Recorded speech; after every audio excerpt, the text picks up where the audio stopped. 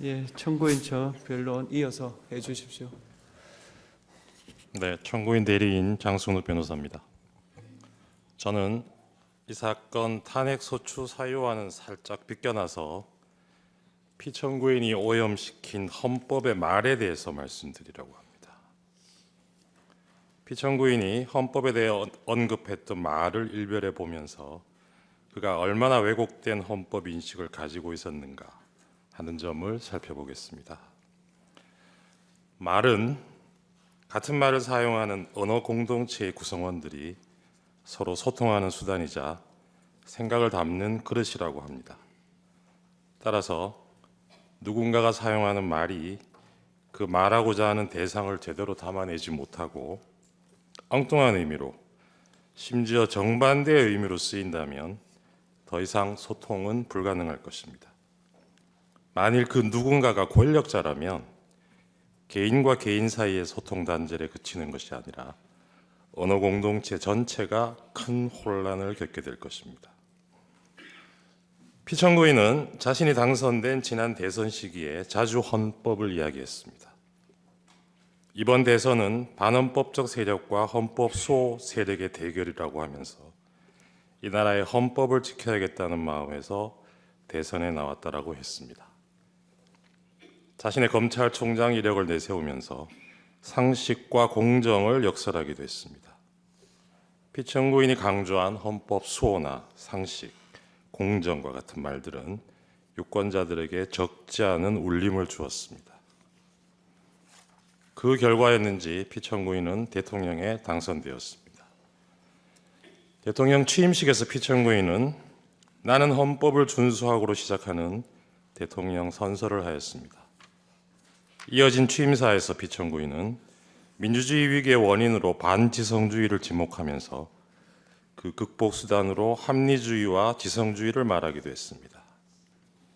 그러나 피청구인이 얘기한 공정과 상식, 합리주의와 지성주의, 헌법 수호라는 말의 의미가 국민 일반의 보편적인 인식과는 다르다는 것을 확인하는 데에는 그리 오랜 시간이 걸리지 않았습니다. 피청구인이 대통령으로 취임한 지 넉 달쯤 되었을 무렵입니다. 미국 순방 중에 피청구인이 사용한 비속어가 논란이 된 적이 있습니다. 이후 대통령실은 그 논란을 집중 제기했던 특정 언론사 기자의 전용기 탑승을 배제하는 조치를 하였습니다.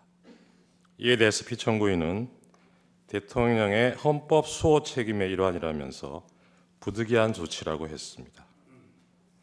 헌법이 보장하는 언론의 자유를 탄압하면서 헌법 수호를 내세운 것입니다. 이후로도 피청구인의 반헌법적인 언사는 지속적으로 반복되었습니다. 2022년 10월경에는 적대적 반국가 세력과는 협치가 불가능하다고 했습니다. 협치의 대상인 야당을 적대적 반국가 세력이라고 규정한 것입니다. 2023년 광복절 경축사에서도 우리 사회를 자유민주주의와 공산전체주의로 갈라진 분열적 상태로 규정하면서 사실상 진보적 시민사회와 야권을 싸잡아 반국가 세력, 공산전체주의 세력이라고 낙인 찍었습니다. 이후로도 정부나 대통령의 비판적인 세력을 자유민주주의에 반하는 것으로 보고 이들을 척결 대상으로 삼겠다는 피청구인의 인식은 갈수록 강고해졌고 그의 언어는 더욱 강팍해졌습니다. 피청구인의 이러한 언행에 민심이 등을 돌린 것은 당연한 일이었습니다. 2024년 4월 총선에서 국민들은 피청구인의 독단적인 국정 운영에 대해 냉엄한 심판을 하였습니다. 그러나 그러한 총선 결과를 받아들고도 비판 세력에 대한 피청구인의 태도는 달라지지 않았습니다. 오히려 선거 결과를 부정선거의 탓으로 돌리려는 망상을 키워온 것으로 보입니다. 피청구인은 급기야 종북 반국가 세력을 척결하겠다면서 45년 만에 비상계엄을 감행하기에 이르렀습니다. 12.3 그날 대국민 담화를 필두로 피청구인은 일련의 어지러운 말들을 쏟아냈습니다. 그날 밤 담화문에서 피청구인은 야당의 입법 독재가 헌정 질서를 짓밟고 있다고 했고 내란을 획책하는 명백한 반국가 행위라고 규정했습니다. 국회는 범죄자 집단의 소굴이 되었고 자유민주주의 체제를 붕괴시키는 괴물이 되었다고 했습니다. 그러면서 폐악질을 일삼은 만국의 원흉, 파렴치한 종북 반국가 세력들을 일거에 척결하고 자유헌정 질서를 지키기 위해 비상계엄을 선포한다고 했습니다. 피청구인이 말하는 자유헌정 질서, 즉 자유민주적 기본 질서의 핵심 요소는 복수정당제 하에서 야당으로 대표되는 정치적 반대파를 존중하고 보호하는 것입니다. 피청구인은 대국민 담화에서 존중과 보호의 대상인 이들을 척결하겠다고 했습니다. 이것은 자유민주적 헌정 질서를 파괴하겠다는 것과 다를 바 없습니다. 그런데도 이 대목에서도 피청구인은 자유민주적 헌정 질서를 지키기 위해서라고 강변했습니다. 자유민주적 기본 질서에 대한 피청구인의 이러한 전도된 헌법 인식은 자신이 검토하였다고 실토한 포고령에도 오롯이 드러나 있습니다. 포고령에는 피청구인을 비판해온 모든 세력들이 망라되어 있고 이들을 영장 없이 체포할 수 있다고 되어 있습니다. 한마디로 비상계엄을 통해 자신에 대한 모든 정치적 반대파들의 입을 틀어막고 손발을 묶으려 한 것입니다. 그러면서 피청구인이 내세운 것은 역시나 자유민주주의의 수호를 위해서라는 것이었습니다. 존경하는 재판관님, 12.3 비상계엄은 1987년 민주화 이후 차근차근 내디뎌 온 민주공화정의 도정을 물어 돌리려는 것이었습니다. 무모하지만 위험천만한 도발이었습니다. 그러나 피청구인이 이 역주행을 기도하면서 간과한 것이 있었습니다. 그것은 바로 우리 국민들이 온몸으로 저항의 민주주의를 지켜내는 과정에서 체득하고 어느새 DNA에까지 각인된 우리가 주권자라는 시민의식이었습니다. 피청구인이 내팽개친 헌법 수호자로서의 책임을 국민들이 자임하고 나섰던 것입니다. 비상계엄 선포 직후 권력자의 헌정 파괴 시도를 저지하기 위해 많은 시민들이 국회로 달려왔습니다. 그 모습은 대한민국의 주권은 국민에게 있고 모든 권력은 국민으로부터 나온다는 헌법 제1조가 현실에서 작동하는 것을 확인시켜주는 감동적인 장면이었습니다. 이날 우리는 살아 숨쉬는 헌법의 실체를 온몸으로 느끼는 실로 역사적인 체험을 한 것입니다. 이러한 경험은 앞으로 설령 독재를 꿈꾸는 또 다른 몽상가의 또 다른 헌법 파괴 시도가 있더라도 그로부터 민주공화국을 지켜내는 원동력이 될 것이라 믿습니다. 탄핵 결정이 나온 후에 우리 사회가 분열과 혼란을 겪을 것이라고 걱정하는 사람들이 적지 않습니다. 그러나 주권자가 헌법을 지켜낸 우리의 경험은 그러한 혼란을 극복하는 과정에서도 많은 지혜를 줄 것입니다. 따라서 그 혼란의 시간은 길지 않을 것입니다. 존경하는 재판관님, 피청구인은 자유민주주의를 무너뜨리는 언동을 하면서 자유민주주의의 수호를 말했습니다. 헌법을 파괴하는 순간에도 헌법 수호를 말했습니다. 이것은 아름다운 헌법의 말, 헌법의 풍경을 오염시킨 것입니다. 제가 좋아하는 노래 가사에 이런 구절이 있습니다. 세상 풍경 중에서 제일 아름다운 풍경, 모든 것들이 제자리로 돌아가는 풍경. 이 노랫말처럼 모든 것들이 제자리로 돌아가고 우리도 하루빨리 평온한 일상으로 돌아갈 수 있기를 소망합니다. 저는 그 첫 단추가 권력자가 오염시킨 헌법의 말들을 그 말들이 가지는 원래의 숭고한 의미로 돌려놓는 데서 시작되어야 한다고 믿습니다. 국민과 함께 이 사건 탄핵 결정문에서 피청구인이 오염시킨 헌법의 말과 헌법의 풍경이 제자리를 찾는 모습을 꼭 보고 싶습니다. 감사합니다.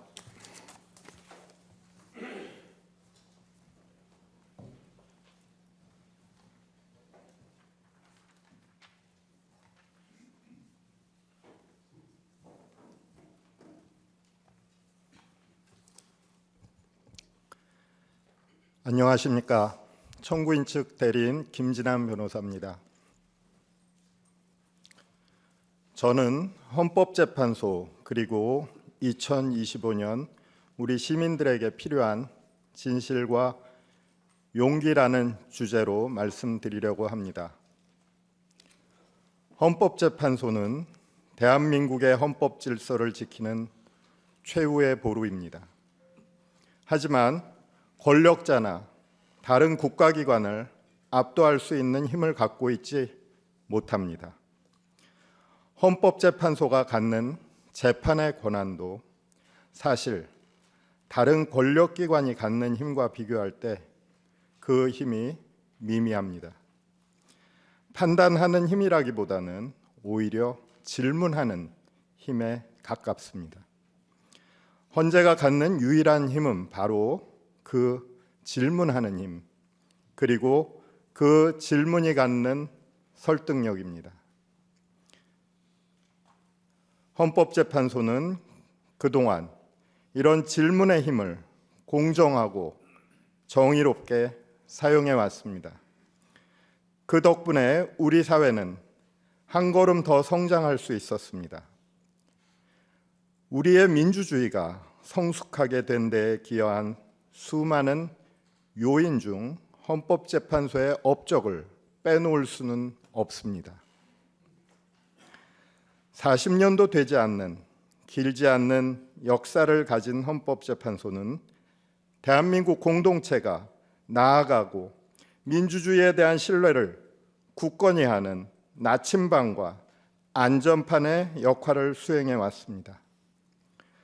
무엇보다도 그 전까지 무시되고 배척되었던 힘없는 사람들의 목소리를 존중하고 경청해 왔습니다. 정치, 사회 세력이 서로 치열하게 대결하여 어떤 결론도 내리지 못하고 갈등할 때 헌법재판소의 판단으로 평화적으로 처리할 수 있었습니다. 이런 헌법재판소의 성취가 가능하였던 가장 중요한 이유는 우리 국민들이 헌법재판소의 질문과 판단을 신뢰하고 존중하였기 때문입니다.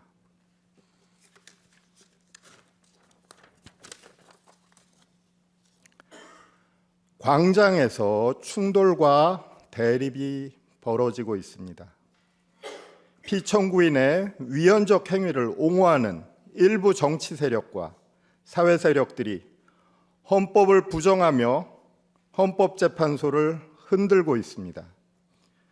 앞장서서 헌법 질서를 존중해야 할 정치인들이 오히려 헌법재판소에 대한 불신을 선동하고 있습니다. 자신들의 정치적 이익을 달성하기 위한 도구로 삼고자 헌법재판소의 위기를 부추기는 것입니다. 정치 세력들에게, 정치인들에게 헌법재판소를 흔드는 행위를 중단할 것을 호소드립니다. 헌법재판소가 우리 사회에 던지는 질문에 공감하지 않더라도, 그래서 질문의 내용을 비판하더라도 질문하는 재판관들이 편향된 사람이라고 선동해서는 안 됩니다. 그것은 자신들의 편견 가득한 이념틀로 재판관들의 생각과 양심을 함부로 규정짓는 행위이며 헌법재판소에 질문하는 입을 폭력의 손으로 틀어막는 행위입니다.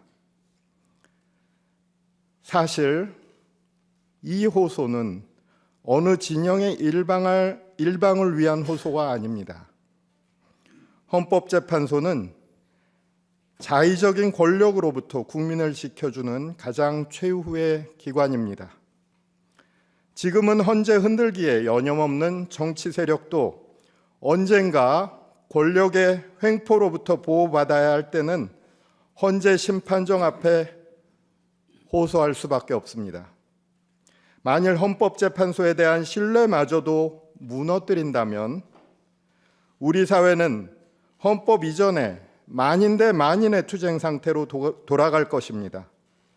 우리에게 남아있는 것이라고는 미움과 혐오, 그리고 중단 없고 한계 없는 최악의 갈등이 될 것입니다.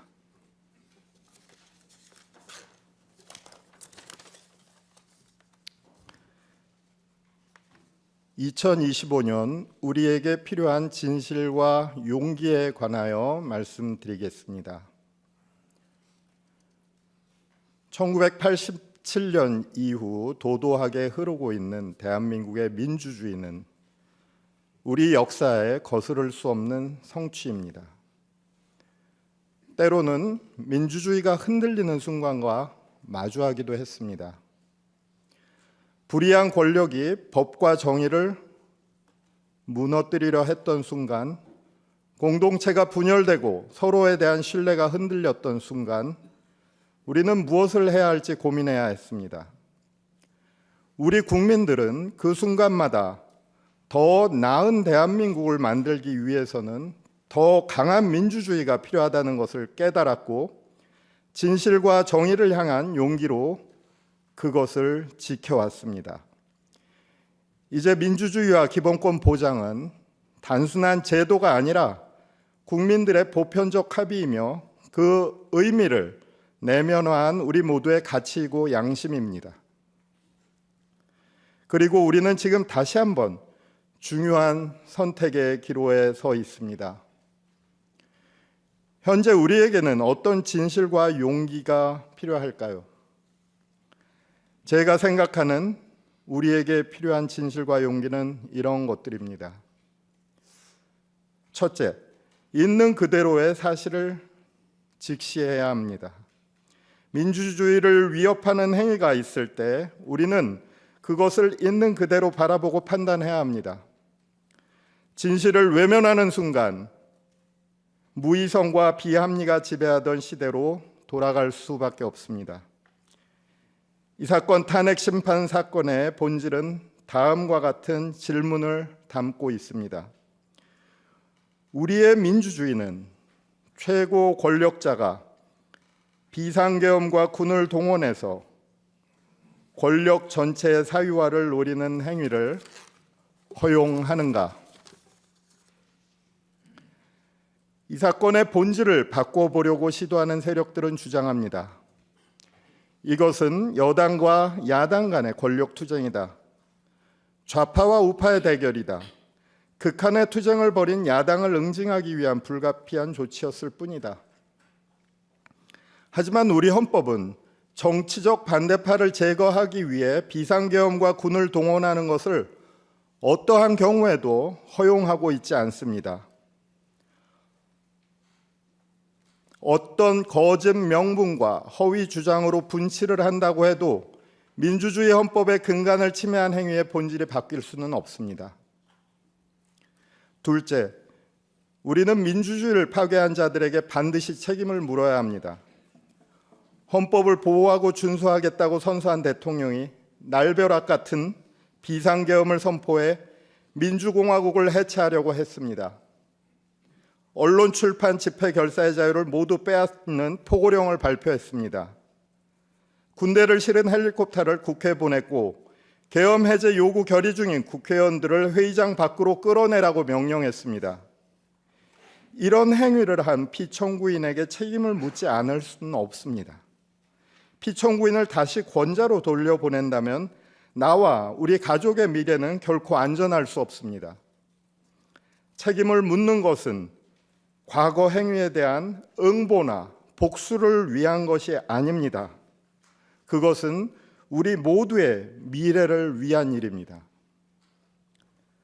셋째, 우리는 모두를 서로 신뢰해야 합니다. 불신과 분열은 우리를 가장 쉽게 무너뜨립니다. 우리는 역사 속에서 함께 나아갈 때 더 강해진다는 것을 배웠습니다. 우리를 갈라놓으려는 거짓 선동과 거짓말들을 이겨내고 민주주의를 지키기 위해 손을 잡아야 합니다. 같은 목표를 향해 가는 동료 시민으로서 우리는 다시 협력하고 연결되어야 합니다. 그리고 생각하고 행동해야 합니다. 우리들 자신이 직접 나서지 않는다면 그 어떤 권력도 우리의 자유를 대신 지켜주지 않습니다.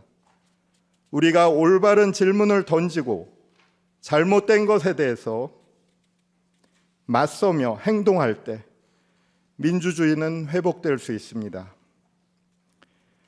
이번 헌법적 위기 상황 속에서 우리가 지켜보아야 했던 가장 안타까운 장면은 경찰과 사법기관을 향해 폭력을 행사하는 일부 젊은이들의 모습이었습니다.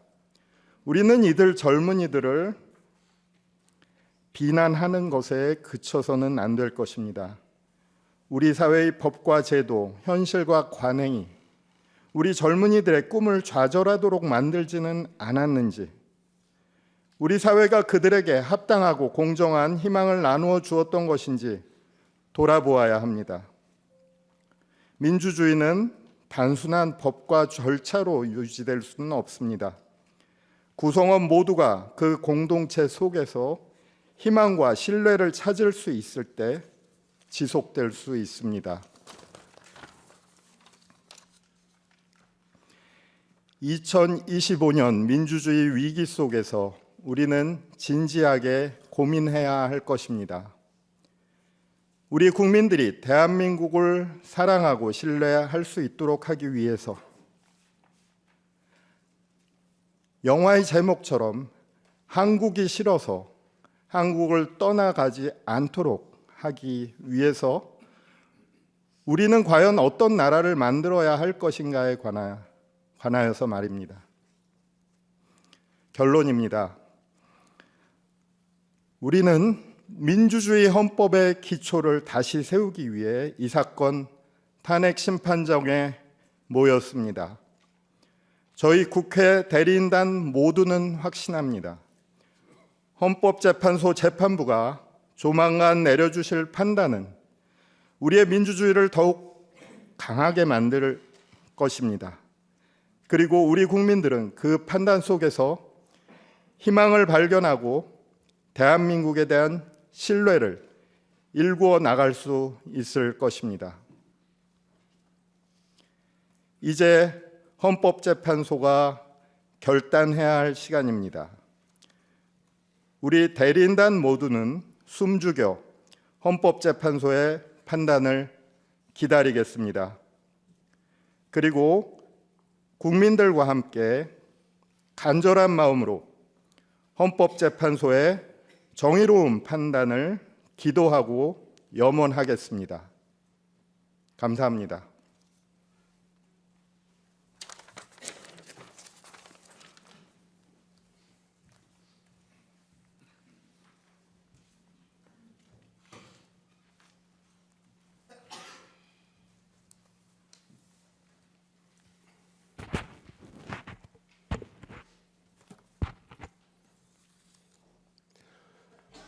정구인 대리인 김희수 변호사입니다.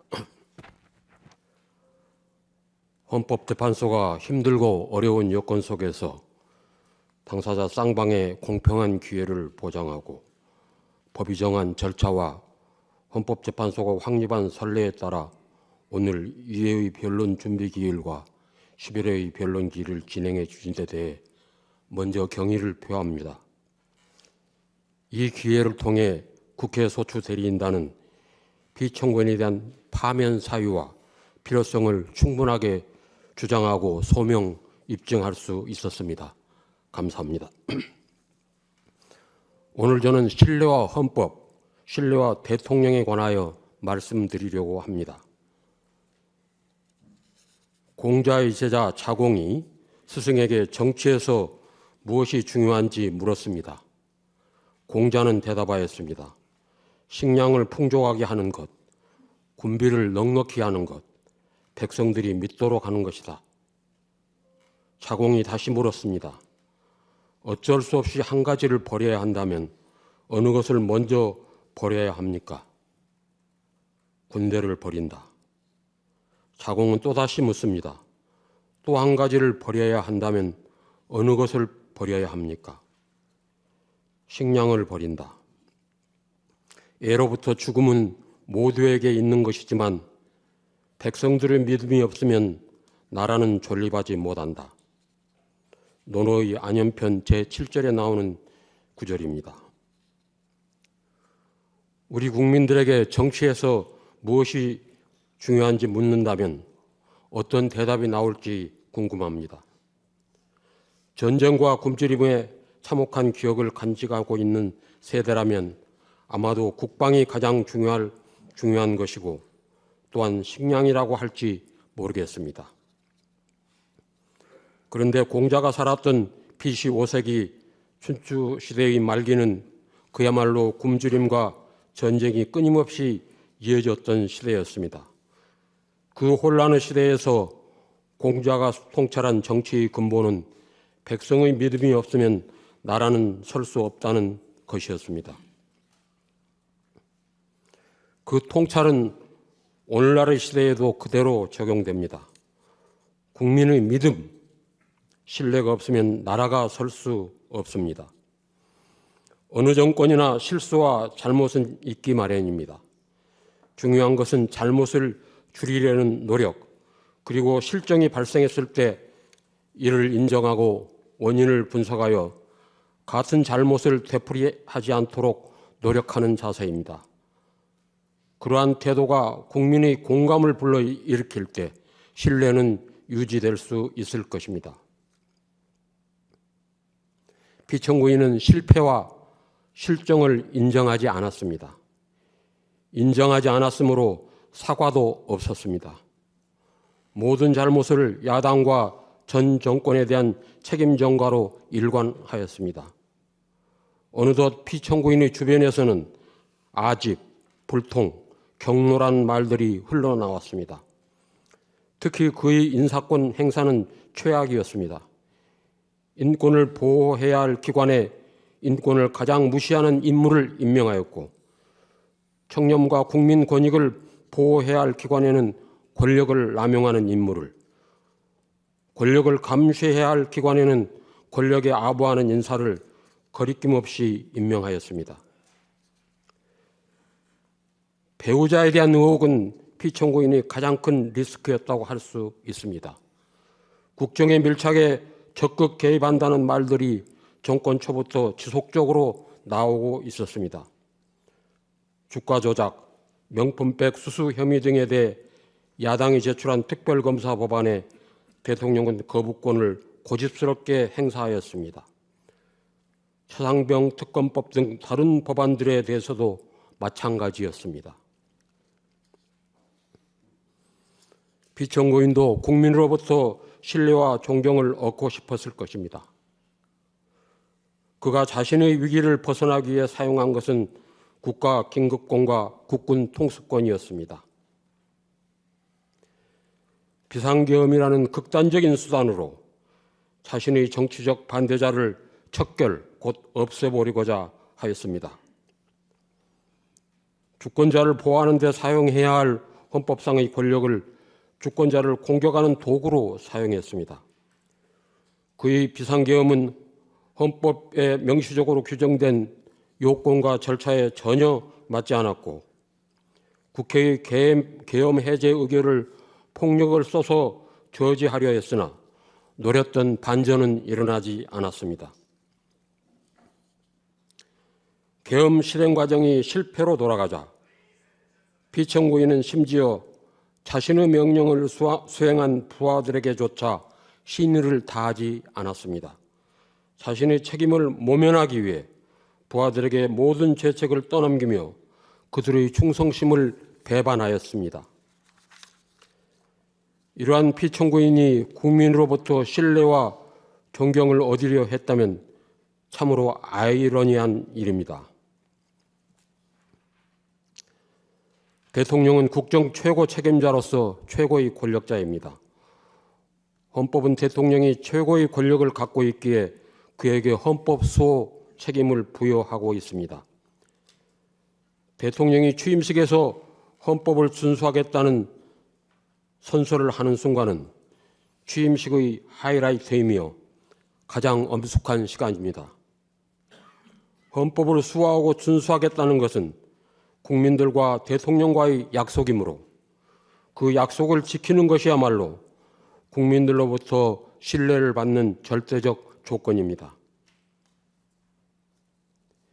피청구인이 위반한 헌법 규정과 원칙들은 민주주의 체제를 지키는 가장 중요한 것입니다. 그러므로 피청구인은 대통령으로서 헌법 수호의 책임을 다하지 못했다는 정도에 그치는 것이 아니라 적극적으로 헌법을 파괴하는 행위로까지 나아간 것입니다. 국민들이 부여한 신뢰를 최악의 방법으로 배신함으로써 민주공화국에 대한 반역 행위를 저지른 것입니다. 공자는 정치에 대한 신뢰가 없으면 나라가 존립하지 못한다고 강조하였습니다. 공자가 말한 정치에 대한 신뢰를 오늘날의 언어로 바꾸어 말한다면 헌법에 대한 신뢰, 민주주의에 대한 신뢰라고 말할 수 있습니다. 민주주의가 보호하는 것들은 특별한 것들이 아닙니다. 상식적이고 평범한 것들입니다. 민주공화국, 인간으로서의 존엄과 가치, 법 앞의 평등, 양심의 자유, 언론 출판의 자유, 집회 결사의 자유, 학문과 예술의 자유, 보통 평등 직접 비밀 선거의 원칙 같은 것들입니다. 헌법에는 민주주의가 보호하는 이런 원칙들, 평범하지만 소중한 권리들이 적혀 있습니다. 이들은 우리 일상에서 상식적이고 평범한 것들이지만 결코 당연한 것은 아니었습니다. 이 평범한 민주주의 가치를 지키기 위해서 많은 사람들이 목숨을 걸어야 했고 피를 흘려야 했습니다. 자신의 삶을 걸고 싸워온 이 가치는 그대로 미래로 이어져 가야 합니다. 역사는 우리에게 경고합니다. 민주주의는 스스로 지키지 않을 때 왜곡되고 훼손되며 결국 무너지고 맙니다. 우리의 평범하고도 소중한 일상을 지키기 위해서 우리는 민주주의자, 곧 깨어있는 민주시민이 되어야 합니다. 작년 12월 3일 피청구인은 비상계엄을 선포함으로써 이 모든 원칙과 권리들을 무너뜨리려고 했습니다. 평화로운 일상이 습격당한 그 순간에 우리는 민주공화국 최고의 권력이 오히려 민주주의와 헌법의 가장 큰 적이 될 수 있음을 확인할 수 있었습니다. 야당을 괴물로 민주주의 적이라고 규정한 피청구인이 스스로가 괴물이고 민주주의 적이라는 정체를 드러내는 것이었습니다. 피청구인 행위는 단지 자신에 대한 신뢰를 추락시킨 것만이 아닙니다. 그것은 민주주의와 헌법 그리고 국민들의 평화로운 일상에 대한 신뢰 모두를 흔들어 놓았습니다. 이제 공동체의 상식과 보편적인 원칙 그리고 정치와 헌법에 대한 신뢰를 회복해야 합니다. 이는 어느 정파를 지지하거나 반대해서가 아닙니다. 오로지 대한민국이라는 민주주의 공동체를 위해서입니다. 헌법이 무너진 현실 속에서 시민들이 헌법전을 찾아 읽고 필사까지 하고 있다고 합니다. 헌법조문을 읽고 필사하며 슬픔과 좌절감을 느끼는 경우도 있지 않을까 걱정스럽기도 합니다. 하지만 지금이야말로 시민들이 민주주의와 헌법을 그 합당한 깊이에서 제대로 이해할 수 있는 축복의 시간이 될 수 있습니다. 대한민국 미래의 희망을 볼 수 있기 때문입니다. 헌법의 작동을 이해하는 시민들이 많아질수록 우리의 평화롭고 아름다운 일상이 유린되는 일은 생기지 않을 것입니다. 존경하는 재판관님, 오늘 우리가 이 자리에 모인 이유는 바로 민주주의와 대한민국의 가치를 침해한 권력자에 대한 탄핵 심판을 위해서입니다. 그에 대한 검증은 끝났습니다. 사람에게 충성하지 않는, 하지만 충성만을 받고자 했던 인물, 상식을 뛰어넘는 언동으로 일방통행만을 일삼았던 인물, 손에 왕자를 새기고 나타난 인물, 대규모 군사 퍼레이드를 즐기며 역대 독재자 대통령들을 찬양한 인물, 헌법을 준수하거나 소화하기는커녕 파괴한 인물, 그가 대통령이 된 후 부끄러움은 온전히 국민의 몫이 되었습니다. 본 대리인은 감히 말씀드립니다. 지금 우리는 대한민국 민주 헌정사에 있어서 최대의 고비인 지점을 지나가고 있습니다. 이 재판은 민주주의와 헌법을 지키는 재판이며 대한민국의 존립을 지키는 재판이 될 것입니다. 우리는 민주주의의 가치를 믿으며 그 가치를 수호하고자 합니다. 오늘 우리는 모두 민주주의자입니다. 부디 피청구인 대통령 윤석열을 파면하여 주십시오. 감사합니다.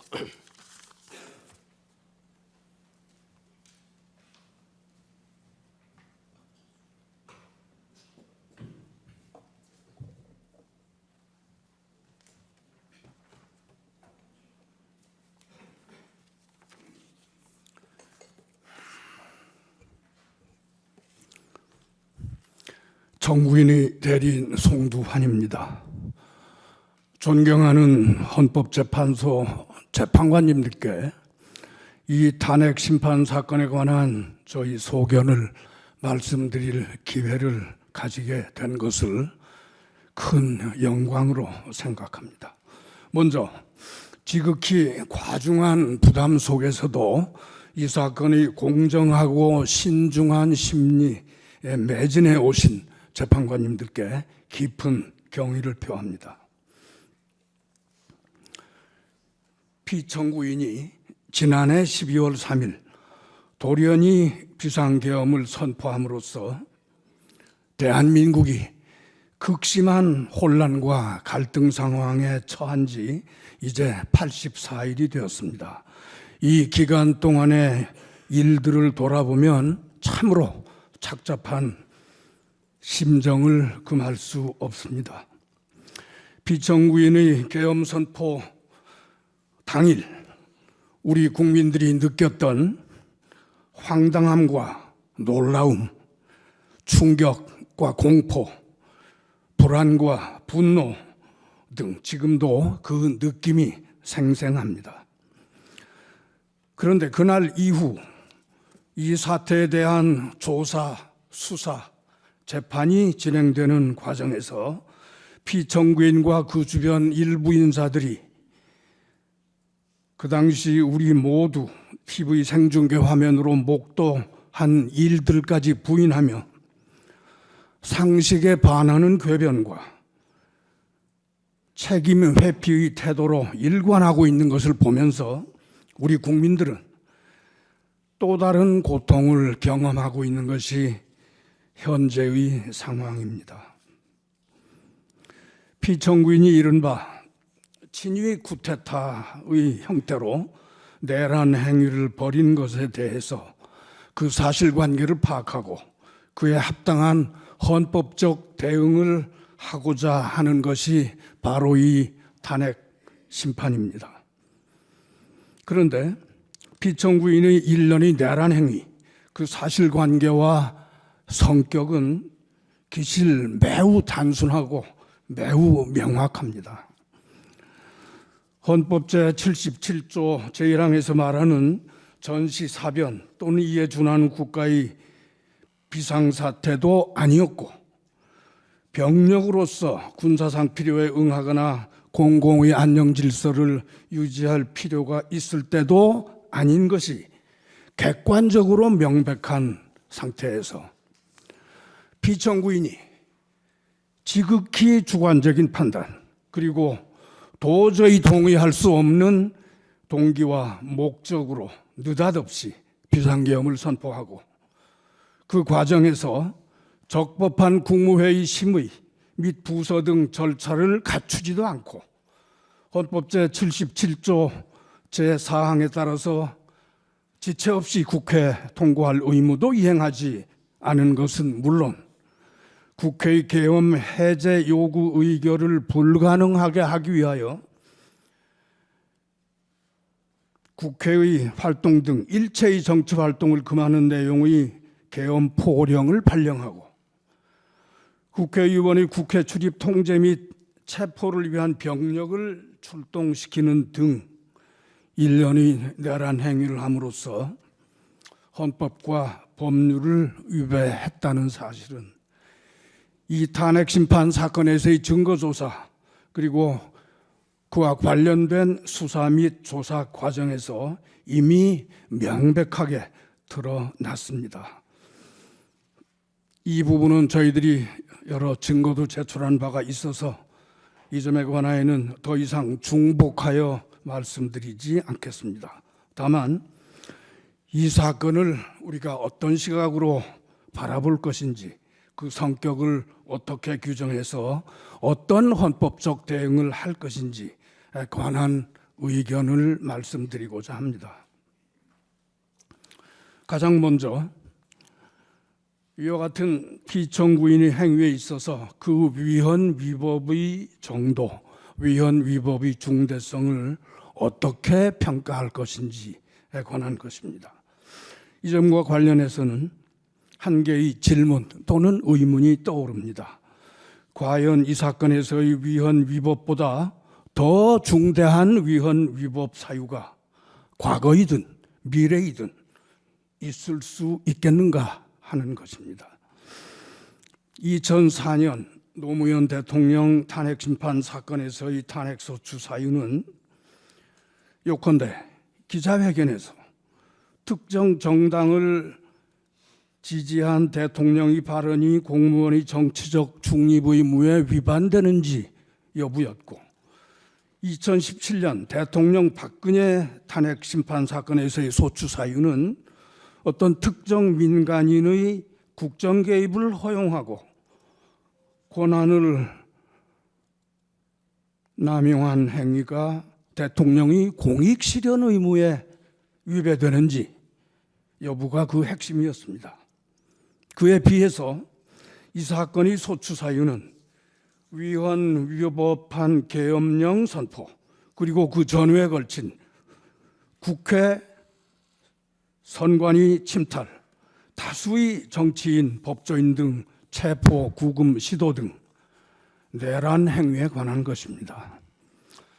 우리 형사법의 전 체계 내에서 가장 중한 법정형이 규정된 범죄가 내란죄라는 점을 굳이 상기하지 않더라도 헌법 법률 위반의 중대성 면에서 이 사건에 있어서의 위헌 위법성보다 더 무겁다고 평가할 사유는 과거에도 또 미래에도 있을 것이라고 상상하기가 어렵습니다. 나아가 대통령의 국법상 지위가 어떠한지 잠시 생각해 보겠습니다. 대통령은 국정의 최고 책임자, 헌법의 수호자이면서 국군 통수권자입니다. 이는 헌법 제 66조 및 74조에서 명시하고 있습니다. 따라서 대통령은 이와 같은 엄중한 책무를 수행할 확고한 의사와 능력 그리고 자격을 갖추고 있을 것이 요구됩니다. 그리고 대통령의 어떤 공적인 행위에 대한 평가는 당연히 이러한 국법상 지위와 성격에 비추어서 행해져야 할 것입니다. 그러한 관점에서 이 사건의 경우를 살펴보고자 합니다. 돌아보면 피청구인이 당초에 비상계엄을 선포할 때의 대국민 담화 내용부터 납득하기 어렵고 실은 매우 괴이적었습니다. 그 담화 내용을 보면 국회의 탄핵 남발 그리고 예산 삭감 등으로 국정 운용이 매우 어렵다라고 하는 설명을 하더니 그 어떤 다른 사정의 설명이나 주장도 없이 갑자기 종북 반국가 세력을 일거에 척결하기 위해서 계엄을 선포한다라고 선언을 했습니다. 이 대목은 피청구인이 그와 다른 정치적 견해를 가졌거나 또는 대통령이 국정 운영에 협조하지 않는 자는 그것만으로도 종북 반국가 세력으로 인식하고 있다는 것을 드러내고 있습니다. 한편 피청구인이 말하는 국정 운영의 어려움이라는 사정이 있다면 대통령으로서는 여야의 대립, 갈등, 국회와 정부의 불통 등이 그 원인인지를 살펴본 다음 무엇보다 먼저 국회 또는 여야당 정치 지도자들과의 대면, 대화, 설득, 협상 등 노력을 시도하는 것이 필요할 것입니다. 그리고 이러한 경우의 필요에 대비하여 헌법은 제81조에서 대통령은 국회에 출석하여 발언하거나 서한으로 의견을 표시할 수 있다라는 규정까지 두고 있습니다. 그런데 피청구인은 이러한 노력은 전혀 하지 아니한 채 상대당과의 대화, 대면 등을 완강하게 거부하고 불타협의 자세를 완고히 유지하던 끝에 난데없이 비상계엄을 선포하는 동시에 병력을 국회에 출동시켰던 것입니다. 이는 피청구인이 국정의 최고 책임자 그리고 헌법의 수호자로서의 지위와 책무에 대한 인식을 하지 못하고 있다는 것을 여실히 보여주는 것입니다. 한편 피청구인은 적어도 지난해 봄 이후 정, 관, 군의 측근 인사들과 대화하면서 국정 운영의 어려움을 해소하는 방안으로 비상대권을 여러 차례 운유하였다는 것이 드러나고 있습니다. 이 또한 매우 우려되는 대목입니다. 비상대권이라는 용어는 중세 시대 이후 서구의 이른바 절대왕정 시대 또는 왕조 시대에 존재했던 개념으로 근현대 국민 주권 국가의 헌법에서 엄격한 요건과 절차에 따라 제한적으로 인정되는 국가 긴급권과는 그 발상의 기초가 다른 것입니다. 그리고 피청구인은 실제로 이 사건 비상계엄의 선포 및 일련의 내란 행위를 함에 있어서 헌법과 법률에 정한 실체적 또는 절차적 요건 등을 전혀 괴념하지 않고 함부로 진행한 것으로 드러나고 있는데, 이는 피청구인이 과거 절대왕정 또는 왕조 시대의 비상대권 개념에 함몰되어서 현대 국민주권 국가의 대통령직에는 전혀 맞지 않는 그런 시대착오적 인식을 가지고 있다는 것을 보여주는 것입니다. 이러한 점에서 피청구인은 헌법 수호자로서의 의사와 능력, 자격, 나아가 국군 통수권을 보유하고 행사할 능력과 자격을 갖추었다고 도저히 볼 수 없습니다. 또 한편 피청구인은 비상계엄 선포 당시 최우선적으로 선거관리위원회의 군병력을 출동 침투시켜 제압하고서도 이제 와서는 부정선거 음모론을 믿었던 것은 아니다. 단순히 선거관리 시스템 점검을 하고자 했던 것이다 라고 주장하고 있는데, 그러한 선거관리 시스템의 점검이라면 대통령의 통상적인 행정권한 행사로 충분히 가능한 것이므로 결국 이는 피청구인 스스로 병력을 출동시켜야 할 국가 비상사태는 아니었다라는 것을 자백한 것과 같습니다. 이 밖에 피청구인은 억지 주장과 궤변으로밖에 볼 수 없는 여러 가지 주장을 하였는데 이를 전부 매거하기가 어려울 정도입니다.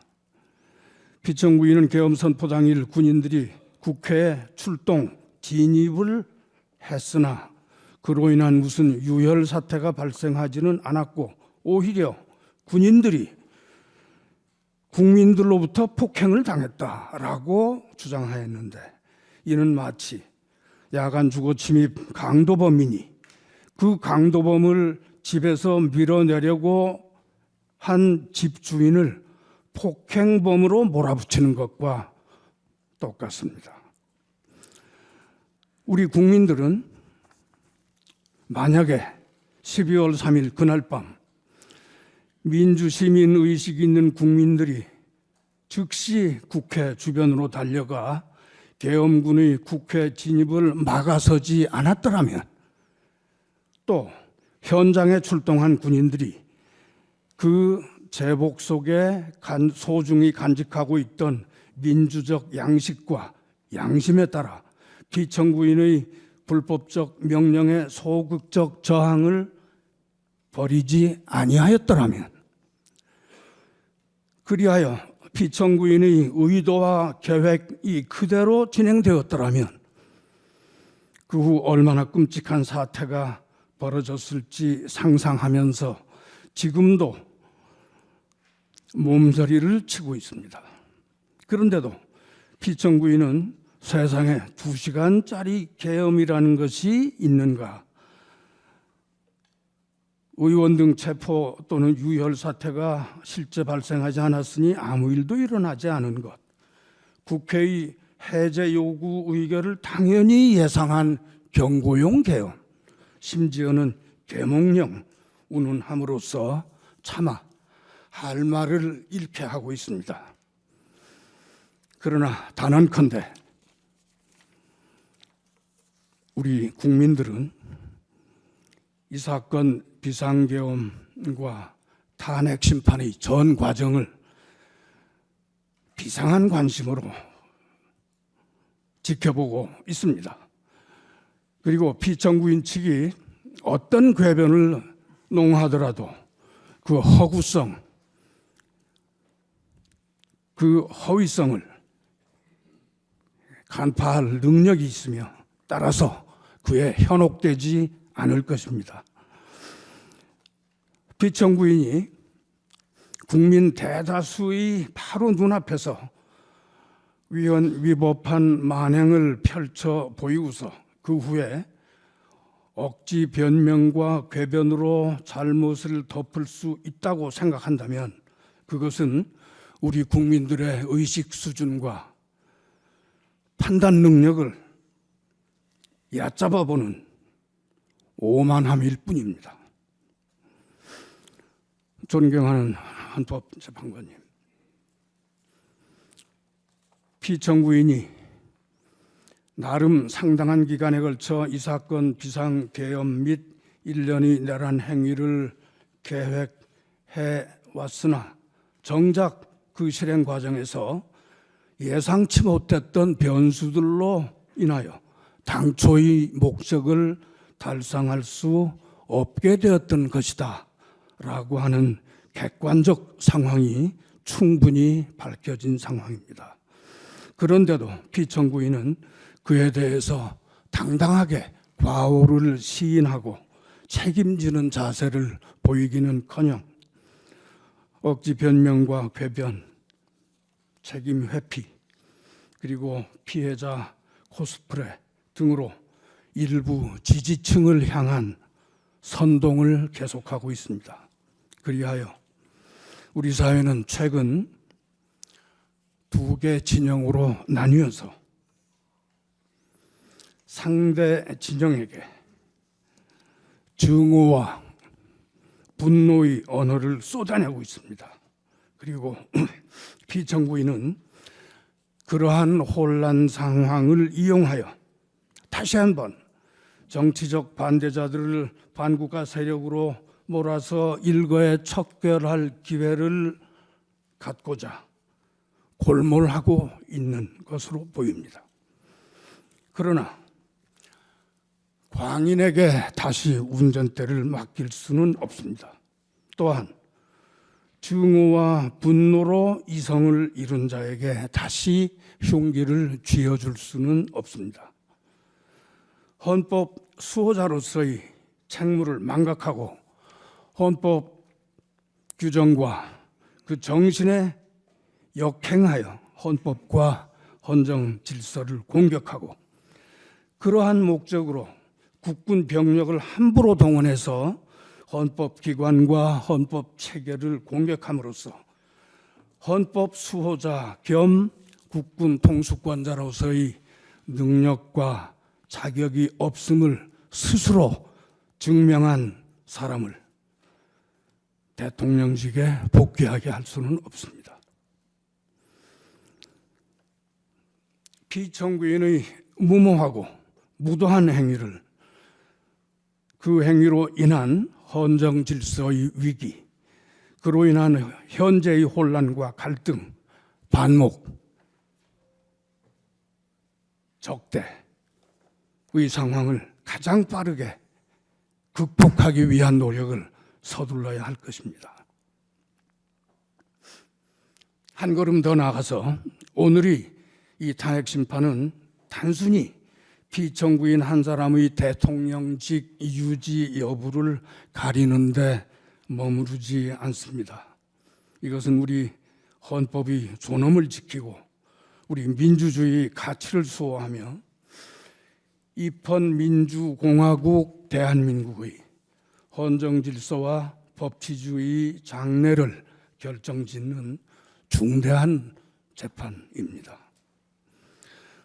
우리의 입헌민주주의는 이제까지 여러 차례 위기를 경험한 바 있었으나 그때마다 우리 국민들은 용기와 지혜로 이를 극복해 왔습니다.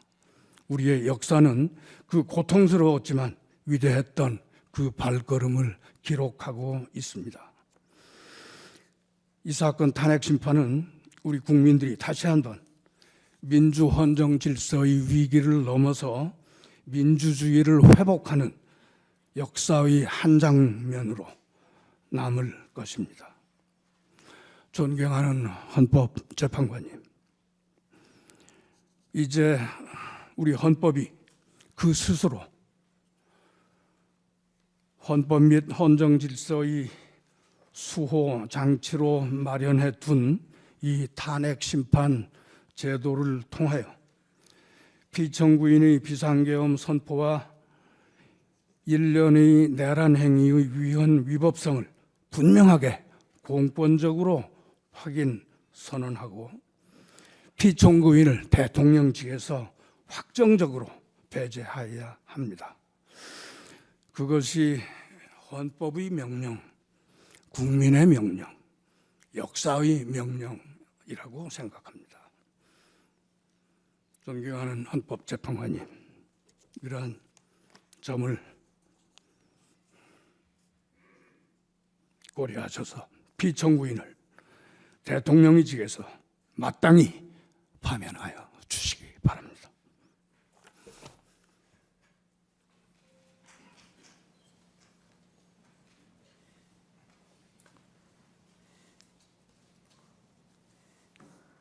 예, 피청구인 측에 우선 1시간 변론 기회를 드리겠습니다. 휴정 후에 1시간 더 드리겠습니다.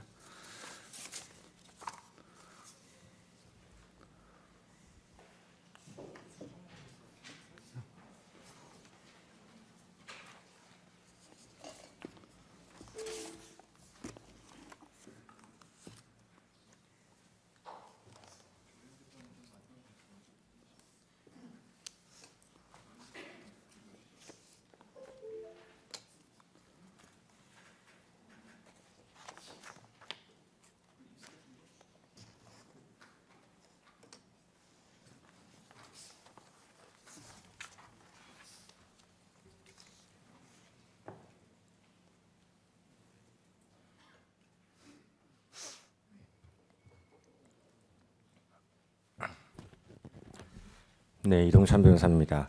종합 의견을 대리인들이 주제별로 나누어 말씀드리겠습니다. 먼저 비상계엄 선포의 배경,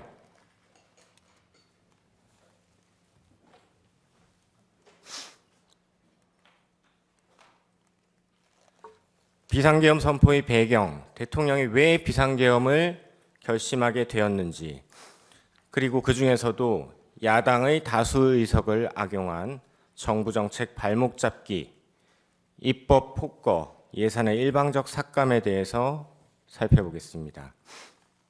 첫 번째, 야당의 정책 발목 잡기입니다. 대통령은 연금, 노동, 교육, 의료의 4대 개혁을 추진하였습니다. 우리 사회는 초고령에 직면했고 연금 개혁은 국민들 노후와 청년 미래가 걸린 시급한 핵심 과제입니다. 정부 여당은 기금 수익률 제고 등 개혁안을 제시하고 국회 연금 개혁 특위의 구성을 제안했지만 야당은 특위 구성조차 거부했습니다. 다음 노동개혁. 노사법치주의 확립을 원칙으로 노조원 고용세습 등 부당 채용 철폐, 노조회계 투명화 등 글로벌 스탠다드에 맞는 관행, 제도 선진화를 추진했지만 야당은 모두 반대했습니다. 교육 분야에서도 방과 후 돌봄을 통합한 늘봄학교, 교육 격차 해소를 위한 AI 교과서 도입 등을 추진했지만 야당은 여야 합의도 없이 반대 입법만을 민주당 단독으로 강행 통과시켰습니다. 의료개혁. 필수 의료 및 지역 의료 강화의 필요성을 호소하였음에도 야당은 대안 제시도 없이 여야 의정 협의체에 불참하는 등 갈등 양상을 방관하였습니다. 경제 분야에서 경제를 활성화시키고 성장 동력을 확충하기 위해 반도체 산업 지원 강화를 위한 특별법, 기업 밸류업 프로그램, 산업은행 부산 이전, 중대재해처벌법 실효성 강화 등에 필요한 정책 입법들을 추진했지만 모두 야당의 반대로 무산됐습니다. 민생 분야에서는 과도한 국민 부담을 완화하기 위한 상속증여세법 개정, 각종 부담금 폐지 등 민생 법안들을 추진했지만 역시 모두 야당의 반대로 무산되었습니다. 그리고 첨단 전략 산업의 에너지 수급, 전력망 확충을 위해 반드시 필요한 첨단 에너지 3법 역시 추진했지만 야당의 반대에 가로막혔습니다. 중국 등 외국인의 간첩 행위를 처벌하기 위한 형법 개정을 추진했지만 이마저도 반대했습니다. 지방 소멸의 위기를 극복하고 지역 과학기술 산업의 발전을 통한 지역 경쟁력 강화를 추진했지만 모두 야당의 반대로 무산됐고 저출생 위기를 맞아 인구 전략기획부를 수립하고 신설하고 아이돌봄 지원을 확대하고자 했지만 역시 야당의 반대로 무산됐습니다. 다음 입법 폭거입니다. 법률 제정과 예산안 심의에 관한 권한은 국회에 있고 국회의 의사는 다수결에 따라 결정됩니다. 하지만 국회의 입법, 예산에 관한 이러한 권한에도 한계가 있습니다. 그것은 다름 아닌 헌법입니다. 즉, 국회의 법률 제정, 예산안 심의는 국민주권주의와 기본권 보장, 즉 헌법이 보장하는 국민의 기본권을 침해하는 법률을 제정할 수 없고 법치주의, 법률은 헌법에 따라야 하며 권력 분립, 입법권으로 행정권, 사법권을 침해할 수 없습니다. 그리고 이 모든 헌법상의 원칙들은 단 하나를 위해 존재합니다. 바로 국민입니다. 입법, 예산 등 국회의 모든 활동은 국민 이익을 위해 이루어져야 하고 국민 이익에 반해서는 안 된다는 것입니다. 구체적으로 민주당이 어떻게 국민 이익에 반하는 입법, 예산을 자행했는지 살펴보겠습니다. 먼저 입법 폭거입니다. 야당은 22대 국회가 개원하자마자 2주 만에 이재명 대표를 지키기 위해 검찰과 사법부를 압박하는 셀프 방탄 보복법들을 통과시켰습니다. 그 밖에도 이재명 대표에 대해 이미 진행되고 있는 수사를 방해하는 특검법들, 도대체 누구를 위한 법들인지 하나라도 우리 국민들을 위한 법이라고 말할 수 있을지 모르겠습니다. 5천만 대한민국 국민 중 단 한 사람을 위한 법들이었습니다. 그뿐만이 아닙니다. 시장경제 질서를 무너뜨리고 노사 간 갈등을 격화시키고 노조로 방송을 장악하는 법들, 1인당 25만 원씩 퍼주겠다는 대표적인 포퓰리즘법, 자금 세탁을 조장하고 정부 예산은 발목 잡고 중국의 기술을 팔아넘기는 이 법들, 모두 그 위헌성이 크고 국익을 침해하는 법들임에도 야당은 계속 반복적으로 통과시켰습니다. 이에 대통령뿐만 아니라 한덕수 국무총리, 최상목 권한대행조차 거부할 수밖에 없었습니다. 다음 예산의 일방적 삭감에 대해 말씀드리겠습니다. 예산은 우리 국민들이 피땀으로 만든 돈입니다. 현재를 살아가는 우리 국민들, 우리 경제, 어려운 이웃, 대한민국의 미래, 우리 아이들을 위해 쓰여져야 합니다. 이와 같이 귀중한 예산을 우리 국민들을 위해 잘 쓰기 위해 대통령은 전국을 발로 뛰며 정책을 개발하고 그것으로 정부 편성 예산안이 마련되었습니다. 헌법 제54조에 따르면 예산안의 심의 확정권은 국회에 있지만 예산 편성권은 정부에 있습니다. 따라서 야당이 다수 의석을 악용하여 정부 여당과의 협의 없이 일방적으로 예산을 삭감, 단독 처리하는 것은 정부의 예산 편성권을 사실상 박탈하는 것이나 다름없습니다. 그런데 야당은 지난 12월 1일 정부의 핵심 예산을 4조 1천억 원 삭감, 단독 처리하였습니다. 헌정사상 초유의 일이었고 삭감한 예산들의 면면을 보면 경악을 금할 수 없습니다. 수사기관들이 수사에 필요한 예산을 전액 삭감하여 사회 안전을 위태롭게 했습니다. 중국과 북한으로부터 밀반입되어 학원가까지 퍼진 마약 수사를 어렵게 했습니다. 법무부, 감사원까지 보복성으로 예산을 대폭 삭감했습니다. 대통령 체포 구속에 조직의 명운을 걸고 범죄까지 저질렀던 공수처의 예산은 증액해 주었고 최근에는 민주당 의원이 공수처의 조직과 예산을 대폭 늘려주는 법안을 제출하기도 했습니다. 북한의 핵과 미사일, 대량 살상 무기에 대응하는 핵심 국방 예산을 사실상 전액 삭감하여 안보를 위기에 빠뜨렸습니다. 이는 우리 국민의 생명, 나아가 국가의 존립을 위태롭게 하는 이적행위나 다름없습니다. 대왕고래 프로젝트 예산 사실상 전액 삭감, 산유국의 꿈이 물거품이 될 위기에 놓였습니다. 우리는 세계가 인정하는 원전 강국이고 원전 기술은 우리의 미래 먹거리 중 하나입니다. 그럼에도 불구하고 원전 수출의 필수적인 신기술 R&D 예산 90%를 삭감했습니다. 현재 세계 원전 시장의 70%는 중국과 러시아가 장악하고 있습니다. 최근 방통위의 경우 예산 삭감으로 소송비가 없어 글로벌 대기업을 상대로 과징금 부과도 못하고 있습니다. 유류비가 없어 차량 운행을 못하고 운영비도 없어 방문객에게 차 한 잔 못 내주고 있다고 합니다. 얼마 전 국무총리 역시 이 법정에 나와 법무부 인사정보관리단 예산이 전액 삭감되어 사무실 청소도 각자 해결하고 화장실도 가까운 공원이나 다른 관공서에 가서 해결하는 등 정부 효율과 공직사회 사기가 매우 떨어지고 있다고 증언한 바 있습니다. 검찰 특활비를 전액 삭감하는 바람에 수사관들은 사비, 상금까지 털어 마약 수사를 하고 있다고 합니다. 이와 같이 무분별한 예산 삭감은 이미 현실로 다가와 부처별 업무 그리고 나아가 국정 운영에 심각한 문제들을 야기하고 있는 것입니다.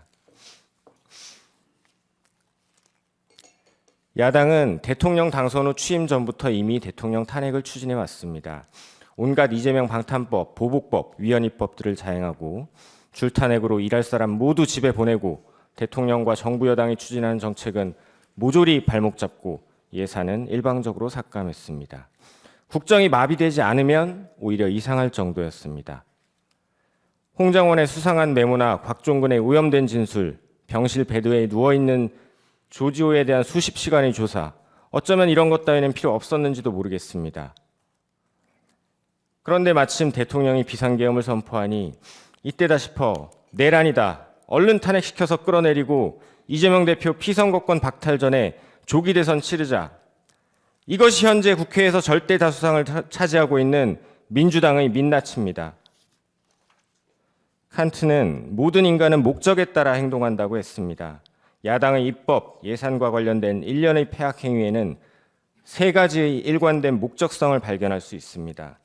첫째, 우리 국익을 침해한다는 점입니다. 민생경제가 활성화되고 우리 기업들 사업 잘 되고 일자리 늘어나고 국익이 신장되면 대통령이 국정 운영을 못한다고 할 수 없을 테니 말입니다. 둘째, 반대로 우리 안보를 위협하고 우리 아이들에게 마약 팔고 우리 기술 탈취해가는 중국, 북한의 이익에 부합하는 일들이었습니다.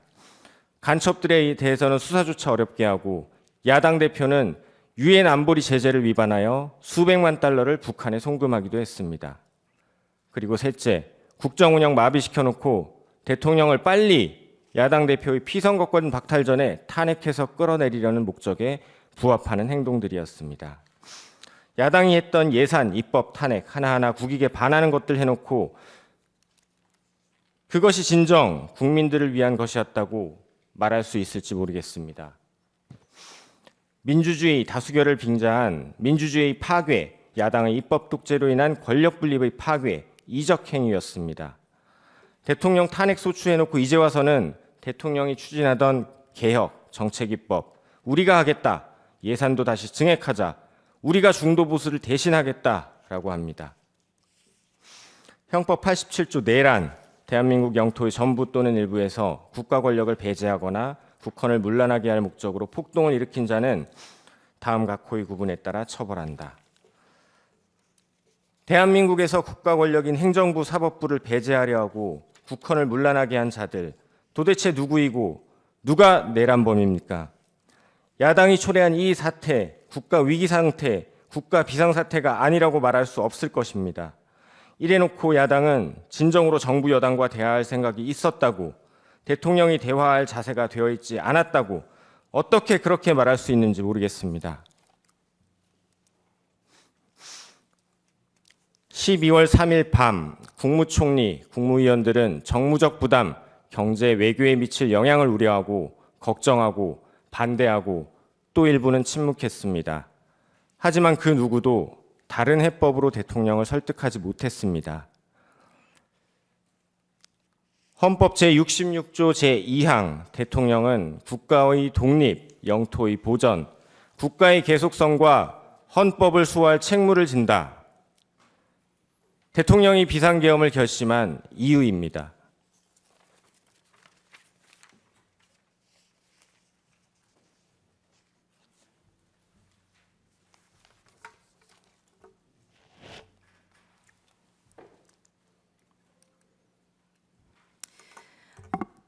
저는 14개월 딸아이를 둔 아기 엄마입니다. 계엄 당일 6퇴 후에 소파에 누워있다가 계엄 선포를 보고 바로 법조문을 확인하였습니다. 민주당이 다수당인데 금방 해제가 될 텐데, 대통령이 검사인데 그 사실을 모를 리 없을 텐데 도대체 이게 무슨 상황인가? 역시나 금세 국회 해제 의결이 있었고 계엄은 해제되었습니다. 담화문을 찬찬히 읽어보았습니다.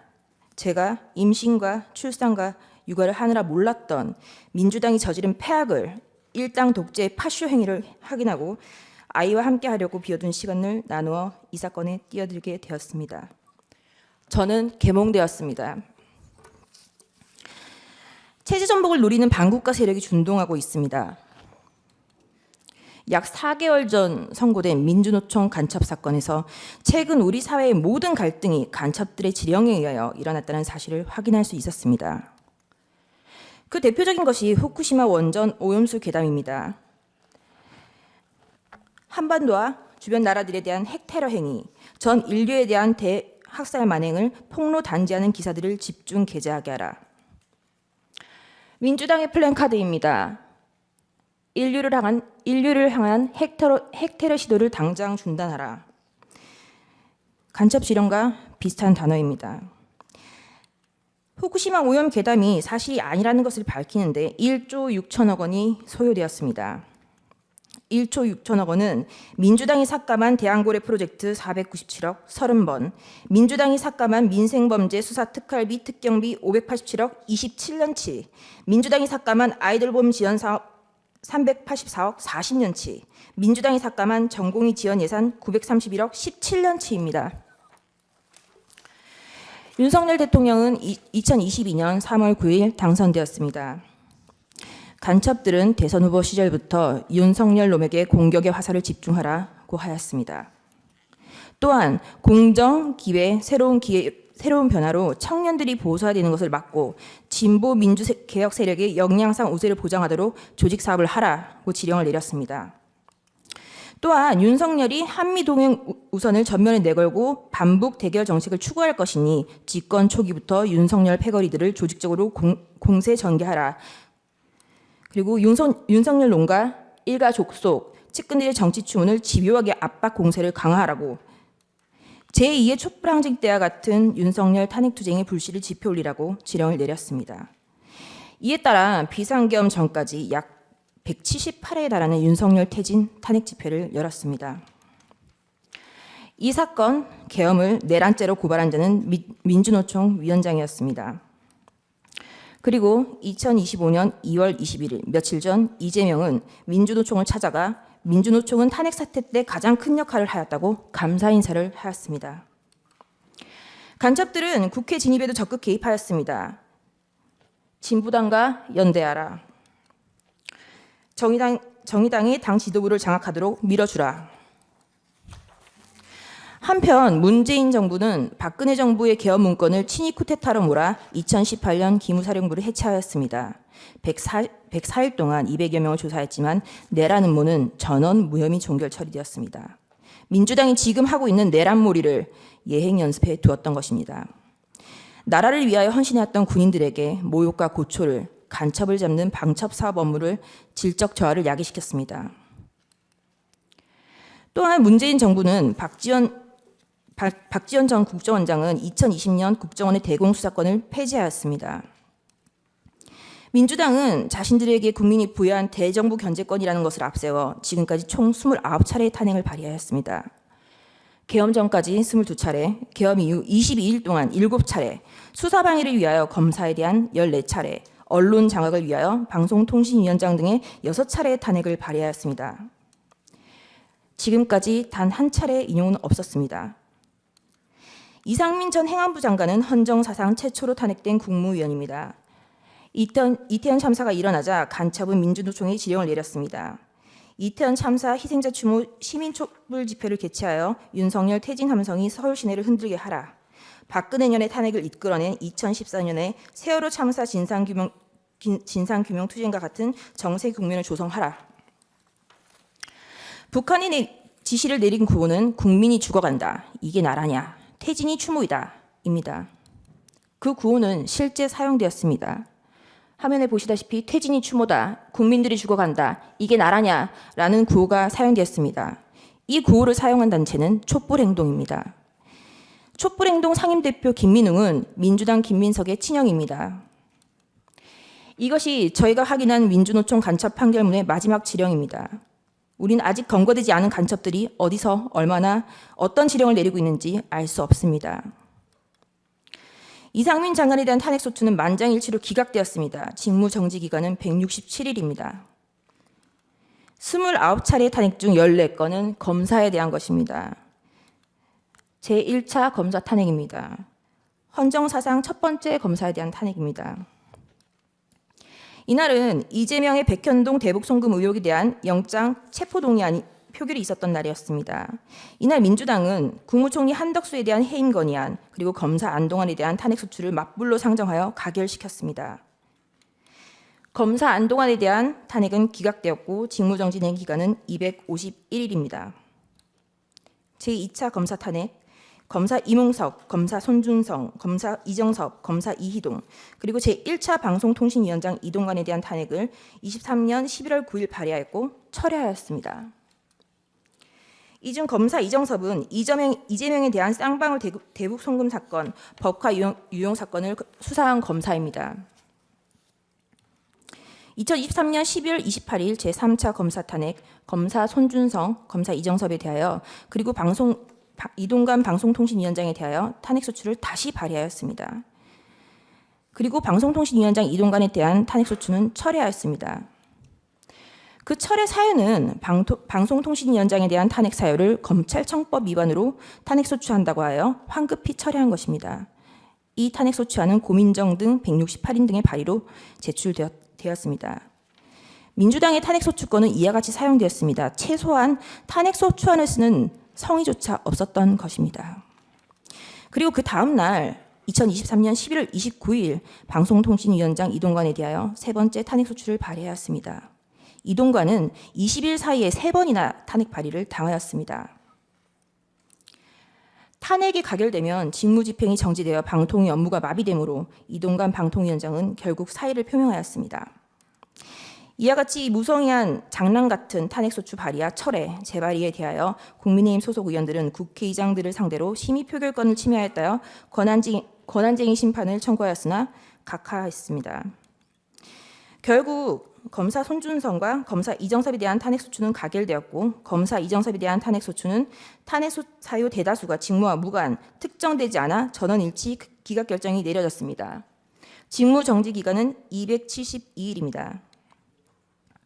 제4차 방송통신위원장 탄핵 2024년 6월 27일 방송통신위원장 김홍일 탄핵소추 발의되자 자진 사퇴하였습니다. 제4차 검사 탄핵 2024년 7월 2일 검사 박상용, 검사 강백신, 검사 엄희준, 검사 김영철에 대하여 탄핵소추 발의가 있었습니다. 검사 강백신은 이재명에 대한 대장동 백현동 사건을 수사한 검사입니다. 검사 엄희준은 이재명에 대한 대장동 백현동 사건을 수사하고 이재명에 대한 구속영장 청구를 한 검사입니다. 검사 김영철은 민주당 전당대회 돈봉투 사건을 수사한 검사입니다. 검사 박상용은 쌍방울 대북송금 사건의 수사검사입니다. 검사 박상용의 탄핵소추 사유입니다. 민원인 대기실 바닥에 설사를 하고 벽에 대변을 발랐다.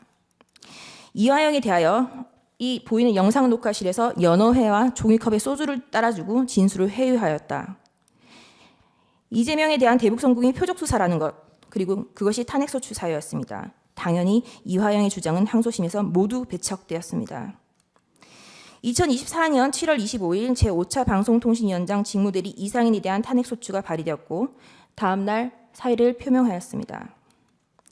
이진숙은 2024년 7월 30일 방송통신위원장에 취임을 하였고 그 다음 날 탄핵소추가 발의되었습니다. 단 이틀 일하였는데 헌재는 4대4로 기각을 하였고 직무정지 기간은 174일입니다.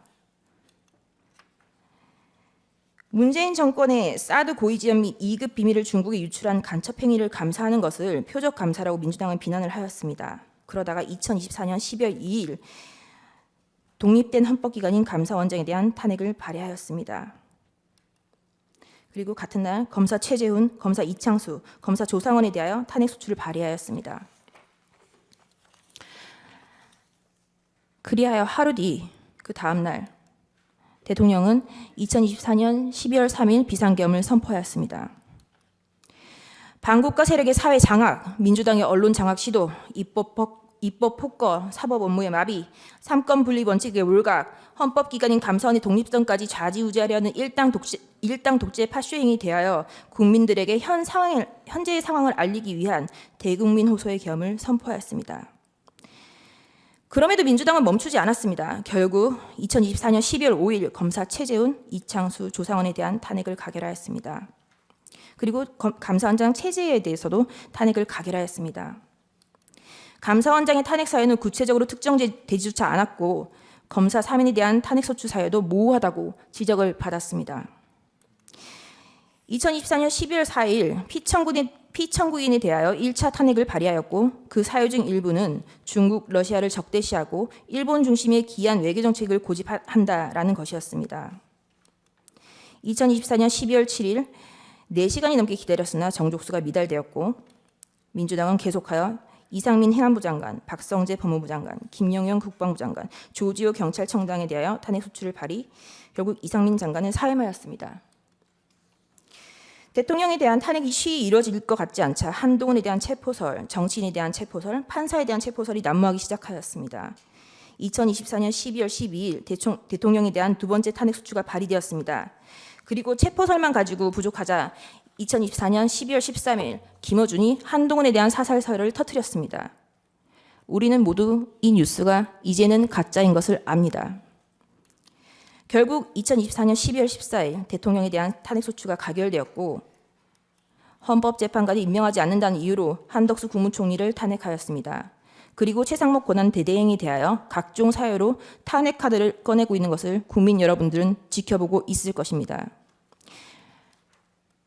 부끄러움을 모르는 자들은 민주당 노종면 원내대변인은 2024년 12월 23일 국무위원 총 16명 중 5명만 더 탄핵하면 국무회의 의결을 못하니 법안이 자동으로 발효된다라는 발언을 하기도 하였습니다.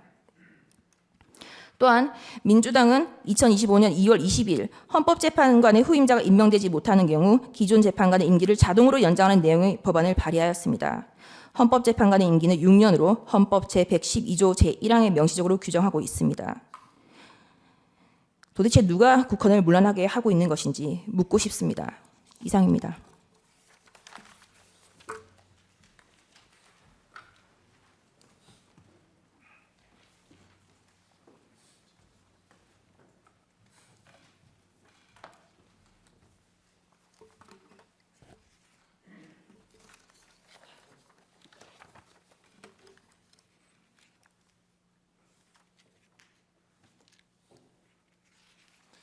예, 대통령 담화문에서 나왔던 하이브리드 전 그와 관련해서 계엄 선포 상황을 국가 비상사태라고 판단한 것에 대해서 말씀을 드리겠습니다.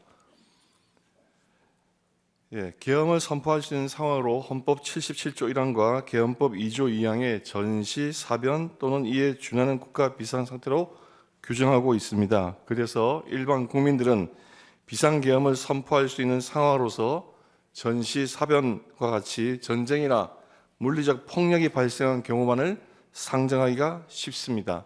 그러나 오늘날 헌정의 위기는 전쟁, 폭동과 같은 경성 위기뿐만 아니라 다양한 위기에서 연성 위기가 발생할 수 있습니다. 헌법과 국가를 수호해야 될 책임이 있는 대통령은 이러한 연성 위기에도 대응을 하고 이에 방어를 해야 될 책무가 있습니다. 방금 두 변호인께서 자세히 설명해 주셨지만 비록 전시 사변은 아닐지라도 헌정 질서가 중대한 위기에 와 있다고 하는 것은 익히 알 수가 있습니다. 게다가 한국에서는 중국과 북한의 하이브리드전이 전개되고 있습니다. 이러한 상황에서 방금 보았듯이 국회의 탄핵 난발로 인한 행정부, 사법부, 헌재의 기능마비, 국익에 반하는 국회의 입법 독재, 재정적 부담이나 위헌성이 짙은 입법 폭주, 무분별한 예산 삭감으로 인한 정부의 정상적 작동 불능, 이런 상황에 비추어서 대통령은 국가 비상사태로 판단한 것입니다. 그러면 대통령께서 말씀하신 하이브리드전이 무엇인가에 대해서 한번 살펴보겠습니다. 하이브리드전은 정규전 이외의 비정규전, 테러, 심리전, 여론전, 인지전, 사이버전 등 동원 가능한 모든 수단을 전개 가능한 모든 영역에서 사용하여 치르는 전쟁을 말합니다. 이러한 하이브리드전은 재래식 전력과 경제력이 떨어지는 사회주의 국가나 일당 독재 국가들이 서구 진영의 자유민주주의 국가들을 상대로 하여 펼치고 있습니다. 자유민주주의 국가에는 표현의 자유가 있기 때문에 그 틈을 파고들어서 여론전, 심리전, 사이버전을 전개하기가 상당히 용이하고 반대로 자유민주주의 국가에서는 이것을 인식하고 방어하는 데 상당한 어려움이 있습니다. 러시아의 하이브리드전 이론의 대표자인 게라시모프라는 분은 하이브리드전이 6단계로 진행이 되는데 통상 4단계 정도 돼서 재래식 전쟁이 발발하게 되며 그러한 경우 상대 국가는 이미 하이브리드전의 전개로 인해서 국력이 쇠퇴하고 사회적인 분열과 갈등이 일어나서 재래식 전쟁 수행력이 대폭 약화된다고 하고 있습니다. 따라서 국가의 주권 및 국익을 지키기 위해서 정치인들과 국민들은 그 위험성을 인식하고 경계해야 할 것입니다. 전 세계에서 지금 가장 하이브리드전을 활발하게 펼치고 있는 나라는 중국입니다. 중국은 중국식 하이브리드전의 명칭을 초안전이라고 하고 있습니다. 사기에 나오는 초안전이 아니고 한계를 초월한다, 한계가 없다고 하는 의미에서 초안전입니다. 지금 중국이 세계 여러 나라에서 펼치고 있는 이러한 하이브리드전의 정치적 영향력 공작을 살펴보면 그들이 한국에서도 어떠한 일을 하고 있으리라는 것을 예상할 수 있으므로 한번 그 사례를 살펴보겠습니다. 중국은 2019년 및 2021년 캐나다 총선에 계획을 해서 최소 11명 이상의 친중 후보를 당선시켰습니다. 이 의혹이 처음 제기되었을 때 중국 당국은 터무니없다고 부인을 했지만 캐나다 정보 당국이 1년여에 걸쳐 조사 결과 공식적으로 이를 인정했습니다. 캐나다에는 많은 중국 교민과 기업과 유학생들이 있습니다. 그들을 이용해서 친중 후보에게 불법 자금을 지원하고 선거 운동을 도와주며 반대로 반중 후보에 대해서는 낙선 운동을 하고 흑색 선전을 유포하는 등으로 정치적 영향력 공작을 합니다. 특히 선거철에 다가와서 반중 정책을 펼치면 경제에 타격을 받는다. 대만과 친교를 맺고 그들을 지원하면 중국과의 전쟁에 휘말릴 위험이 있다. 이런 식으로 경제적, 안보적 측면에서의 불안감을 퍼뜨립니다. 소위 평론가 언론을 통해서 그러한 여론전, 심리전을 전개를 합니다. 한국에서도 흔히 볼 수 있는 형태의 여론전입니다.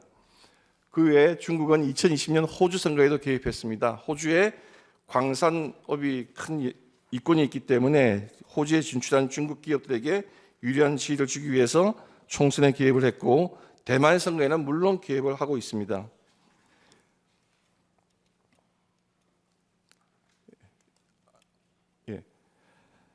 이러한 중국의 시진핑은 2017년 트럼프 대통령을 만나서 한국은 과거 중국의 일부였다라고 하는 인식을 표명한 바가 있습니다. 그만큼 한국에 대해서 영향력을 행사하려고 하는 그 마음이 크다고 하는 것을 우리가 쉽게 알 수가 있습니다. 한국은 중국이 하이브리드전을 전개하기에 최적의 환경을 갖추고 있습니다. 정치인과 일반 국민들이 이 부분에 대해서 경각심이 거의 없습니다. 2024년 기준으로 한국에 있는 제한 외국인의 37%인 96만 명 정도가 중국인입니다. 또한 민주당의 민주연구원과 중국 공산당의 중앙당교는 교류 협약을 맺어서 친분이 있습니다. 문재인 대통령은 중국을 방문하여서 시진핑의 중국몽과 함께 하겠다고 하여서 중국의 1대1로 정책에 찬동 의지를 표명하였고 이재명 대표 역시 주한 친중 대사를 만나서 굉장히 친중 성향을 드러낸 바가 있습니다. 지금 전 세계에 공자학교가 많이 있었는데 그 공자학교가 중국의 정치적 영향력 공작의 통로가 된다고 해서 많은 나라들에서 폐쇄가 되고 있습니다. 그러나 한국은 아시아에서 가장 많은 23개가 있습니다. 프랑스의 알리앙스 프랑세즈나 괴테 문화원 같은 것은 대학교 밖에 있습니다. 순수한 어학원입니다. 그러나 공자학원은 대학에 설치해서 학생들에 대한 비판의식을 마비시키고 정치적 영향력 공작의 통로가 되고 있습니다. 이 공자학원의 책임자가 중국의 통일전선공작부의 부장, 우리나라로 말하면 장관급 인물들이 했다고 하는 것이 그 공자학원의 성격을 여실히 보여주는 것이라고 할 것입니다.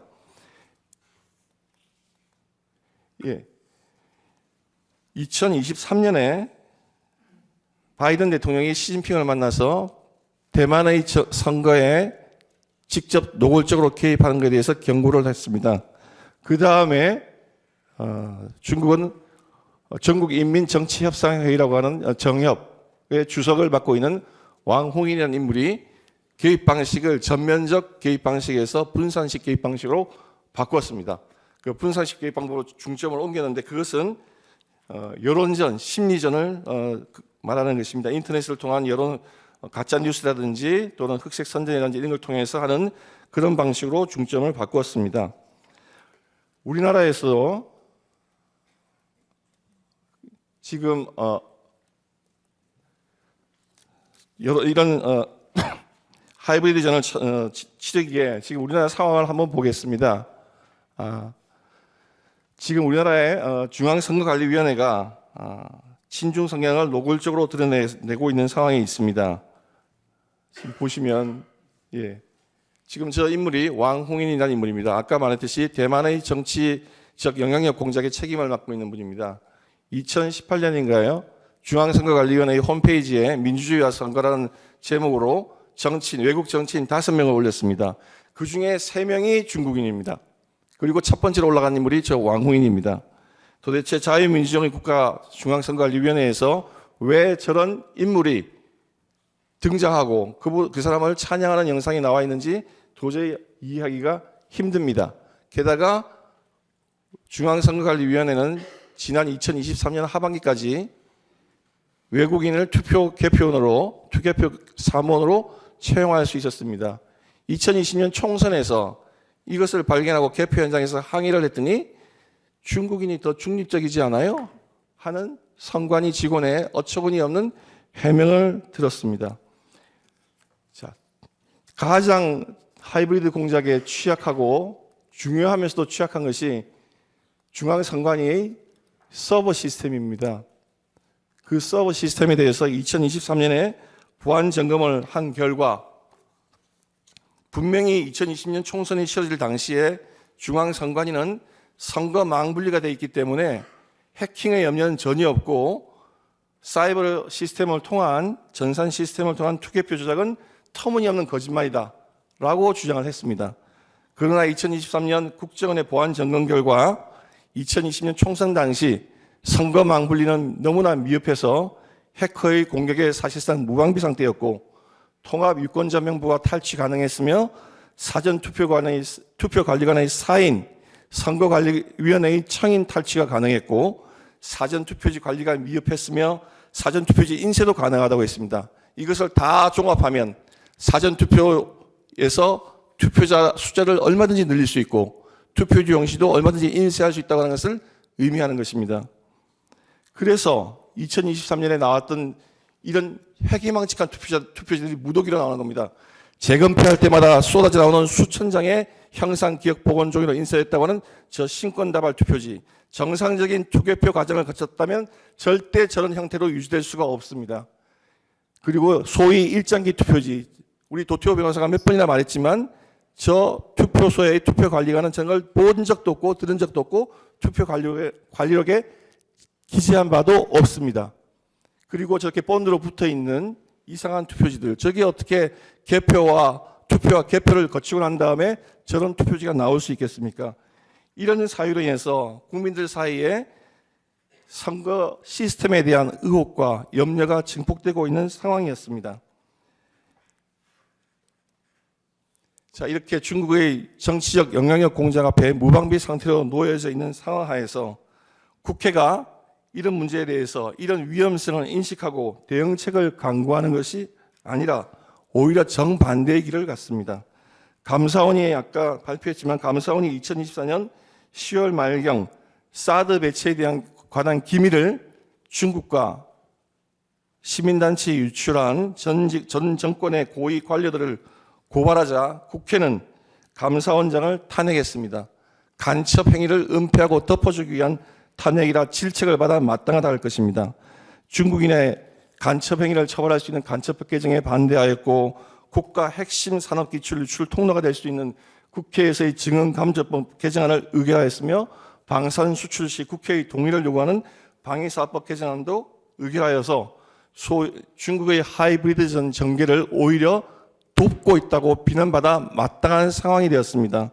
이런 상황에서 대통령인 피청구인은 거대 야당의 무차별 탄핵으로 인한 행정부, 사법부 기능마비, 무분별한 예산 삭감으로 인한 국방과 서민경제의 파탄, 마약 범죄 수사들의 심각한 차질, 국가 경제를 위협하는 위헌적인 입법 양산, 산업 경쟁력 제고를 위한 각종 입법의 무산 등으로 사실상 무정부 상태로 흘러가서 국가와 헌정의 위기가 오고 있다는 것을 절감했고 나아가 국가적 이익이 침탈당하고 있고 그것이 심지어 입법화, 제도화되려는 위기에 있다는 것을 절감하게 되고 그 국민에게 이러한 상황을 직접 호소하고 국민들이 감시와 견제의 눈을 떠서 이러한 사태를 막아줄 것을 호소하기 위해서 비상계엄을 선포하게 된 것입니다.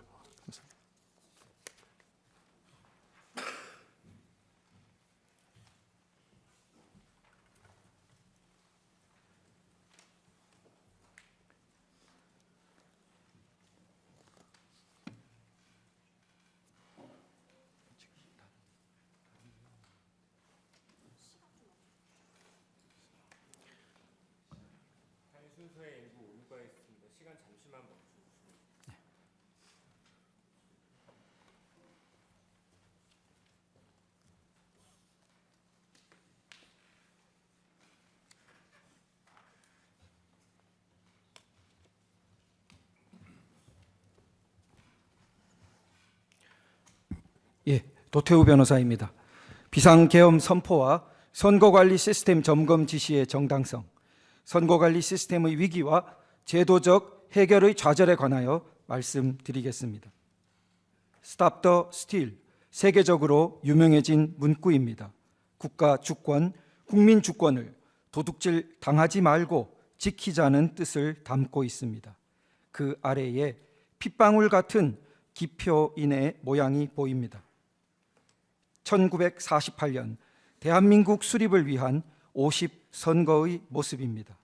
아무리 가난한 사람도, 아무리 재산이 많은 사람도, 까막눈의 시골 촌부도, 미국 유학 박사도 모두 한 표씩이며 성인이면서 배제되는 사람은 아무도 없었습니다.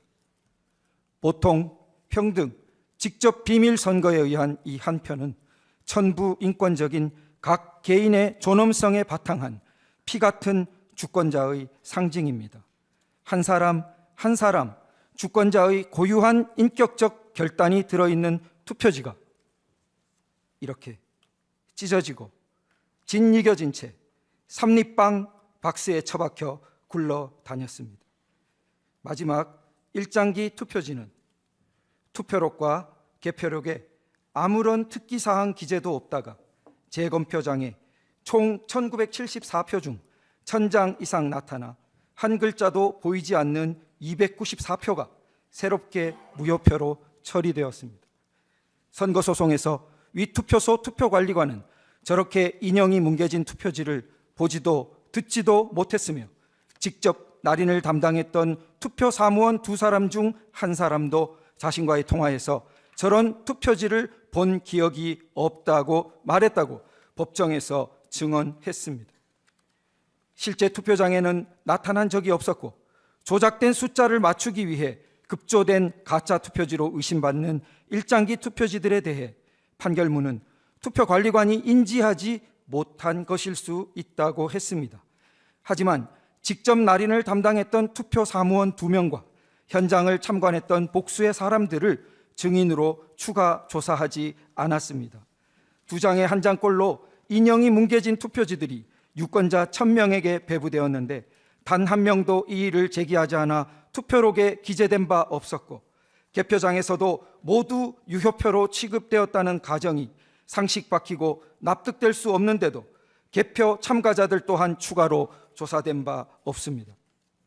판결문은 또한 제기된 각종 전산적 의혹에 대해 2020년 10월 14일자 현장 검증 결과를 근거로 사전투표 시 통합선거인 명부 조회를 위하여 사용되는 선거망은 업무망과 망분리가 되어 운영되는 사실이 인정된다고 쓰고 있습니다.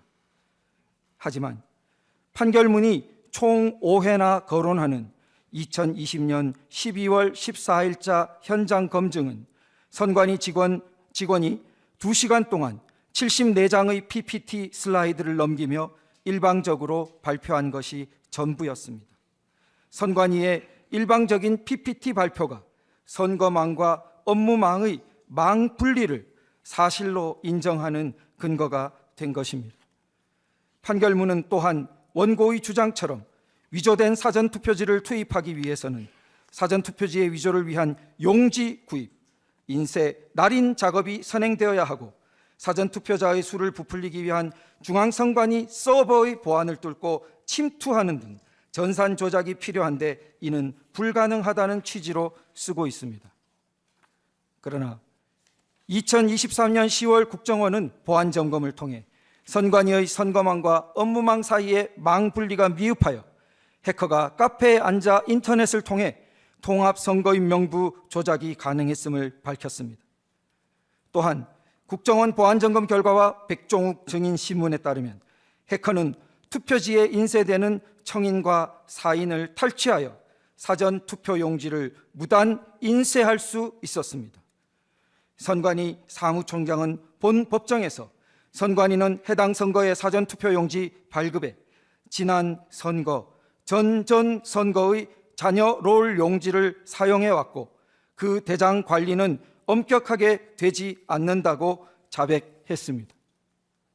국정원의 점검과 두 증언을 종합하면 판결문에서 불가능하다고 판시했던 용지 확보, 인쇄 날인, 서버 침투가 모두 가능했다는 것이 명백합니다.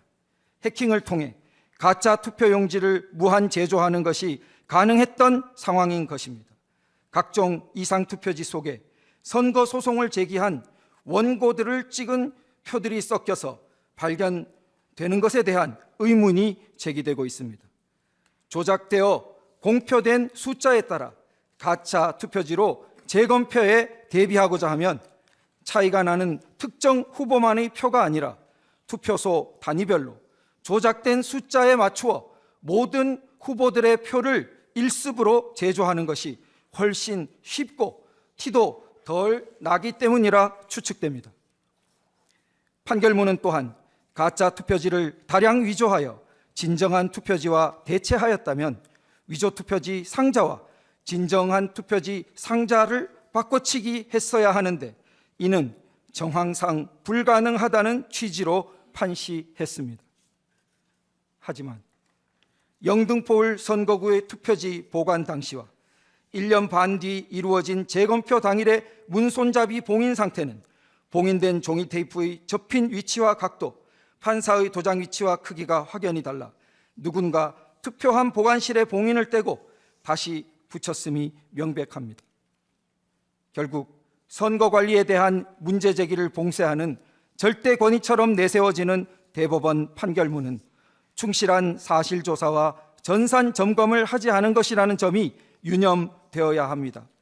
이처럼 부실한 대법원 판결이 다른 사건들에서 추가적인 논의와 조사를 차단하고 자동으로 결론을 내리게 하는 근거로 악용되어서는 안 될 것입니다. 지금까지 선거관리 시스템의 위기에 대해 말씀드렸습니다. 이제 이 위기를 제도적으로 해결할 수 없었던 사정과 그 노력의 좌절에 관해 말씀드리겠습니다. 선거에 문제가 있다면 당사자인 정당이 나서 싸웠을 텐데 그러지 않는 것을 보면 실제로 문제가 없는 것이 아닌가 의문을 제기하는 분들이 있습니다. 하지만 선관위는 우리나라의 모든 공직선거를 관리, 감시하며 강력한 조사권을 가지고 모든 후보자를 선거법 위반이라는 위중한 범죄 혐의로 단죄할 수 있는 막강한 기관입니다. 게다가 국정원 보안점검 결과에 따르면 국민의힘 당대표를 뽑을 때 이용하는 선관위의 온라인 투표 시스템, 소위 K보팅 시스템은 온라인 접속 코드나 개인별 로그인 절차가 너무 허술해서 해커가 다수 유권자를 대신해서 대리 투표하거나 투표 결과를 변경할 수 있었습니다. 국회를 주도하고 있는 거대 야당이 국정원 보안점검의 의도를 왜곡하며 부정선거 의혹을 제기하는 국민들을 비난하고 선거제도 개선을 요구하는 국민을 직접 고발까지 하면서 편향적으로 선관위를 비호해 온 것은 주지의 사실입니다.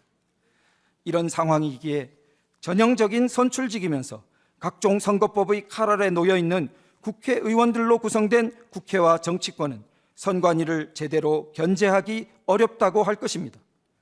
국회가 어렵다면 수사기관이 나서 문제 해결에 접근해 줄 것을 국민들은 기대했습니다. 그러나 파주을 금촌이동 제2투표소 당일 투표록에 기재된 약 20장의 날이 넘는 투표지들이 재검표장에 나타나지 않아 재검표 투표지들이 위조 반입된 의혹에 대해 고소한 사건을 보면 투표록이 실수로 기재되었을 수 있다며 경찰의 불송치 결정이 내려지고 같은 이유로 검찰이 불기소 처분한 후 고등검찰청으로 갔다가 단 몇 줄로 기각 결정되었습니다. 고등법원에 재정 신청을 접수했지만 다시 기각되었습니다. 재검표 후 3년 동안 여러 수사기관을 돌고 돌았던 이 사건은 현재 마지막으로 재항고되어 원래의 선거소송이 진행되었던 대법원으로 다시 가 있습니다. 영등포을 투표지 보관장소 출입문 봉인훼손 고발 사건에서는 봉인지를 훼손한 성명불상자의 소재가 확인될 때까지 수사를 중지한다는 결정이 통보되었습니다. 수사기관은 오히려 사전투표자 수를 정확히 계수하고자 CCTV를 설치한 시민들을 선관위의 고발에 따라 신속히 기소하였습니다. 선관위는 또한 헌법기관의 독립성을 내세워 선거관리 업무에 대한 감사를 거부했으며 선거관리 업무에 대한 감사원의 감사는 한 번도 진행되지 못했습니다. 2023년 국정원의 점검 역시 보안 상태 점검에 제한되었습니다. 이상과 같이 선관위는 사법부와 입법부, 수사기관과 감사원 같은 행정부 3권 모두에 의해 제대로 견제와 감독을 받은 바 없었습니다. 국가적으로 이를 견제할 유일한 기관은 국가 원수의 지위인 대통령뿐이었습니다. 그런데 선관위가 늘 내세우는 독립의 주장에 걸맞게 스스로 책임지는 태도를 보여왔을까요? 선관위는 몰디브 출장으로 대표되는 특혜, 초고속 승진 신의 직장, 국회도을 손 못 대와 같은 기사 제목에서 드러나듯이 내부적인 견제와 자정 능력이 극히 취약한 상태입니다. 선관위는 2024년 수원정 선거구 전체에서 투표지 분류기만을 거친 1차 결과값이 최종 결과값으로 공표되자 늘 그렇듯이 사무원의 실수였다고 합니다. 아직도 선관위 홈페이지에는 개표의 최종 결과값이 아닌 1차 결과값이 22대 국회의원 선거 수원정의 결과값으로 게시되어 있습니다. 선관위의 말로는 뼈를 깎는 노력을 한다면서 작년 12월 말 선거 의혹을 제기하는 시민들을 선거 방해죄로 처벌하는 법안을 추진했습니다.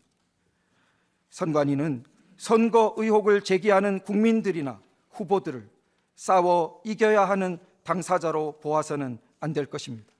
공익기관으로서 선관위는 단지 승소를 추구할 것이 아니라 선거 관리의 공정성과 무결성을 확보하여 국민들의 불신과 불안을 덜어주고 피와 같은 국민 개개인의 주권 행사와 그 행사들의 총합으로서 국가 주권을 온전하게 보전하는 방향으로 노력해야 할 것입니다. 그러나 현실은 정반대입니다. 선거 관리의 공정성과 무결성을 믿지 않는 국민들이 절반 가까이에 이르고 있지만 사법부와 입법부, 행정부 어느 쪽도 선관위를 제대로 견제, 감독하지 못하며 자체적인 정화 능력 또한 의심받고 있습니다. 국민들은 2024년 총선에서도 전국 각지에서 선거 관리의 무결성을 위해 맨손의 노력을 전개하였습니다.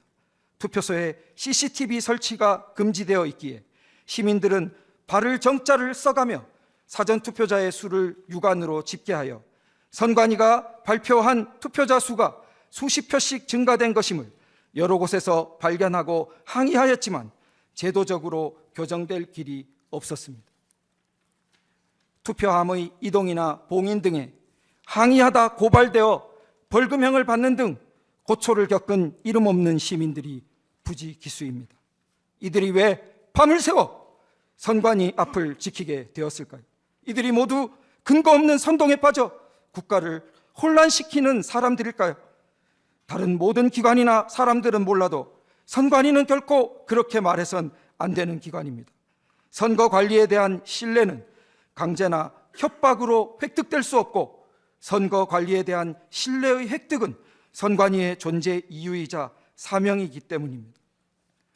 그러나 선관위는 국민들을 거짓말쟁이, 음모론자로 몰아갔고, 이런 선관위를 견제 감독할 수 있는 국가기관은 사법부와 입법부, 행정부 어디에도 없었습니다. 거친 광야에 맨몸의 국민들만 내버려진 형국이었습니다. 비상계엄을 통한 선거관리 시스템에 대한 점검 지시는 이런 상황에서 발생한 것입니다. 피 같은 국민 주권은 주권자인 국민 모두가 각성하여 지켜나갈 때만 지켜낼 수 있습니다. 가장 근본적인 문제들을 부분 기관들이 외면할 때 국가 전체와 국민 전체의 생명선을 지키고 대변해야 할 책임은 단 한 사람, 대통령에게 있습니다.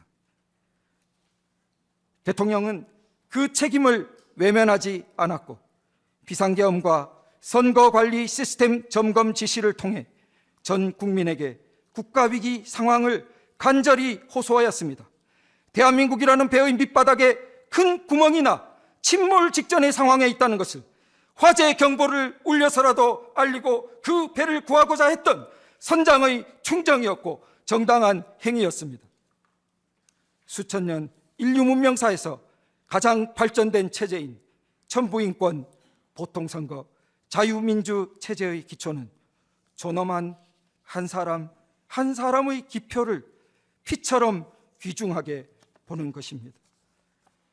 존경하는 우리 헌법재판소가 자유, 문명, 수호라는 고귀한 사명의 깃발을 높이 들어 올려주실 것을 간청드립니다.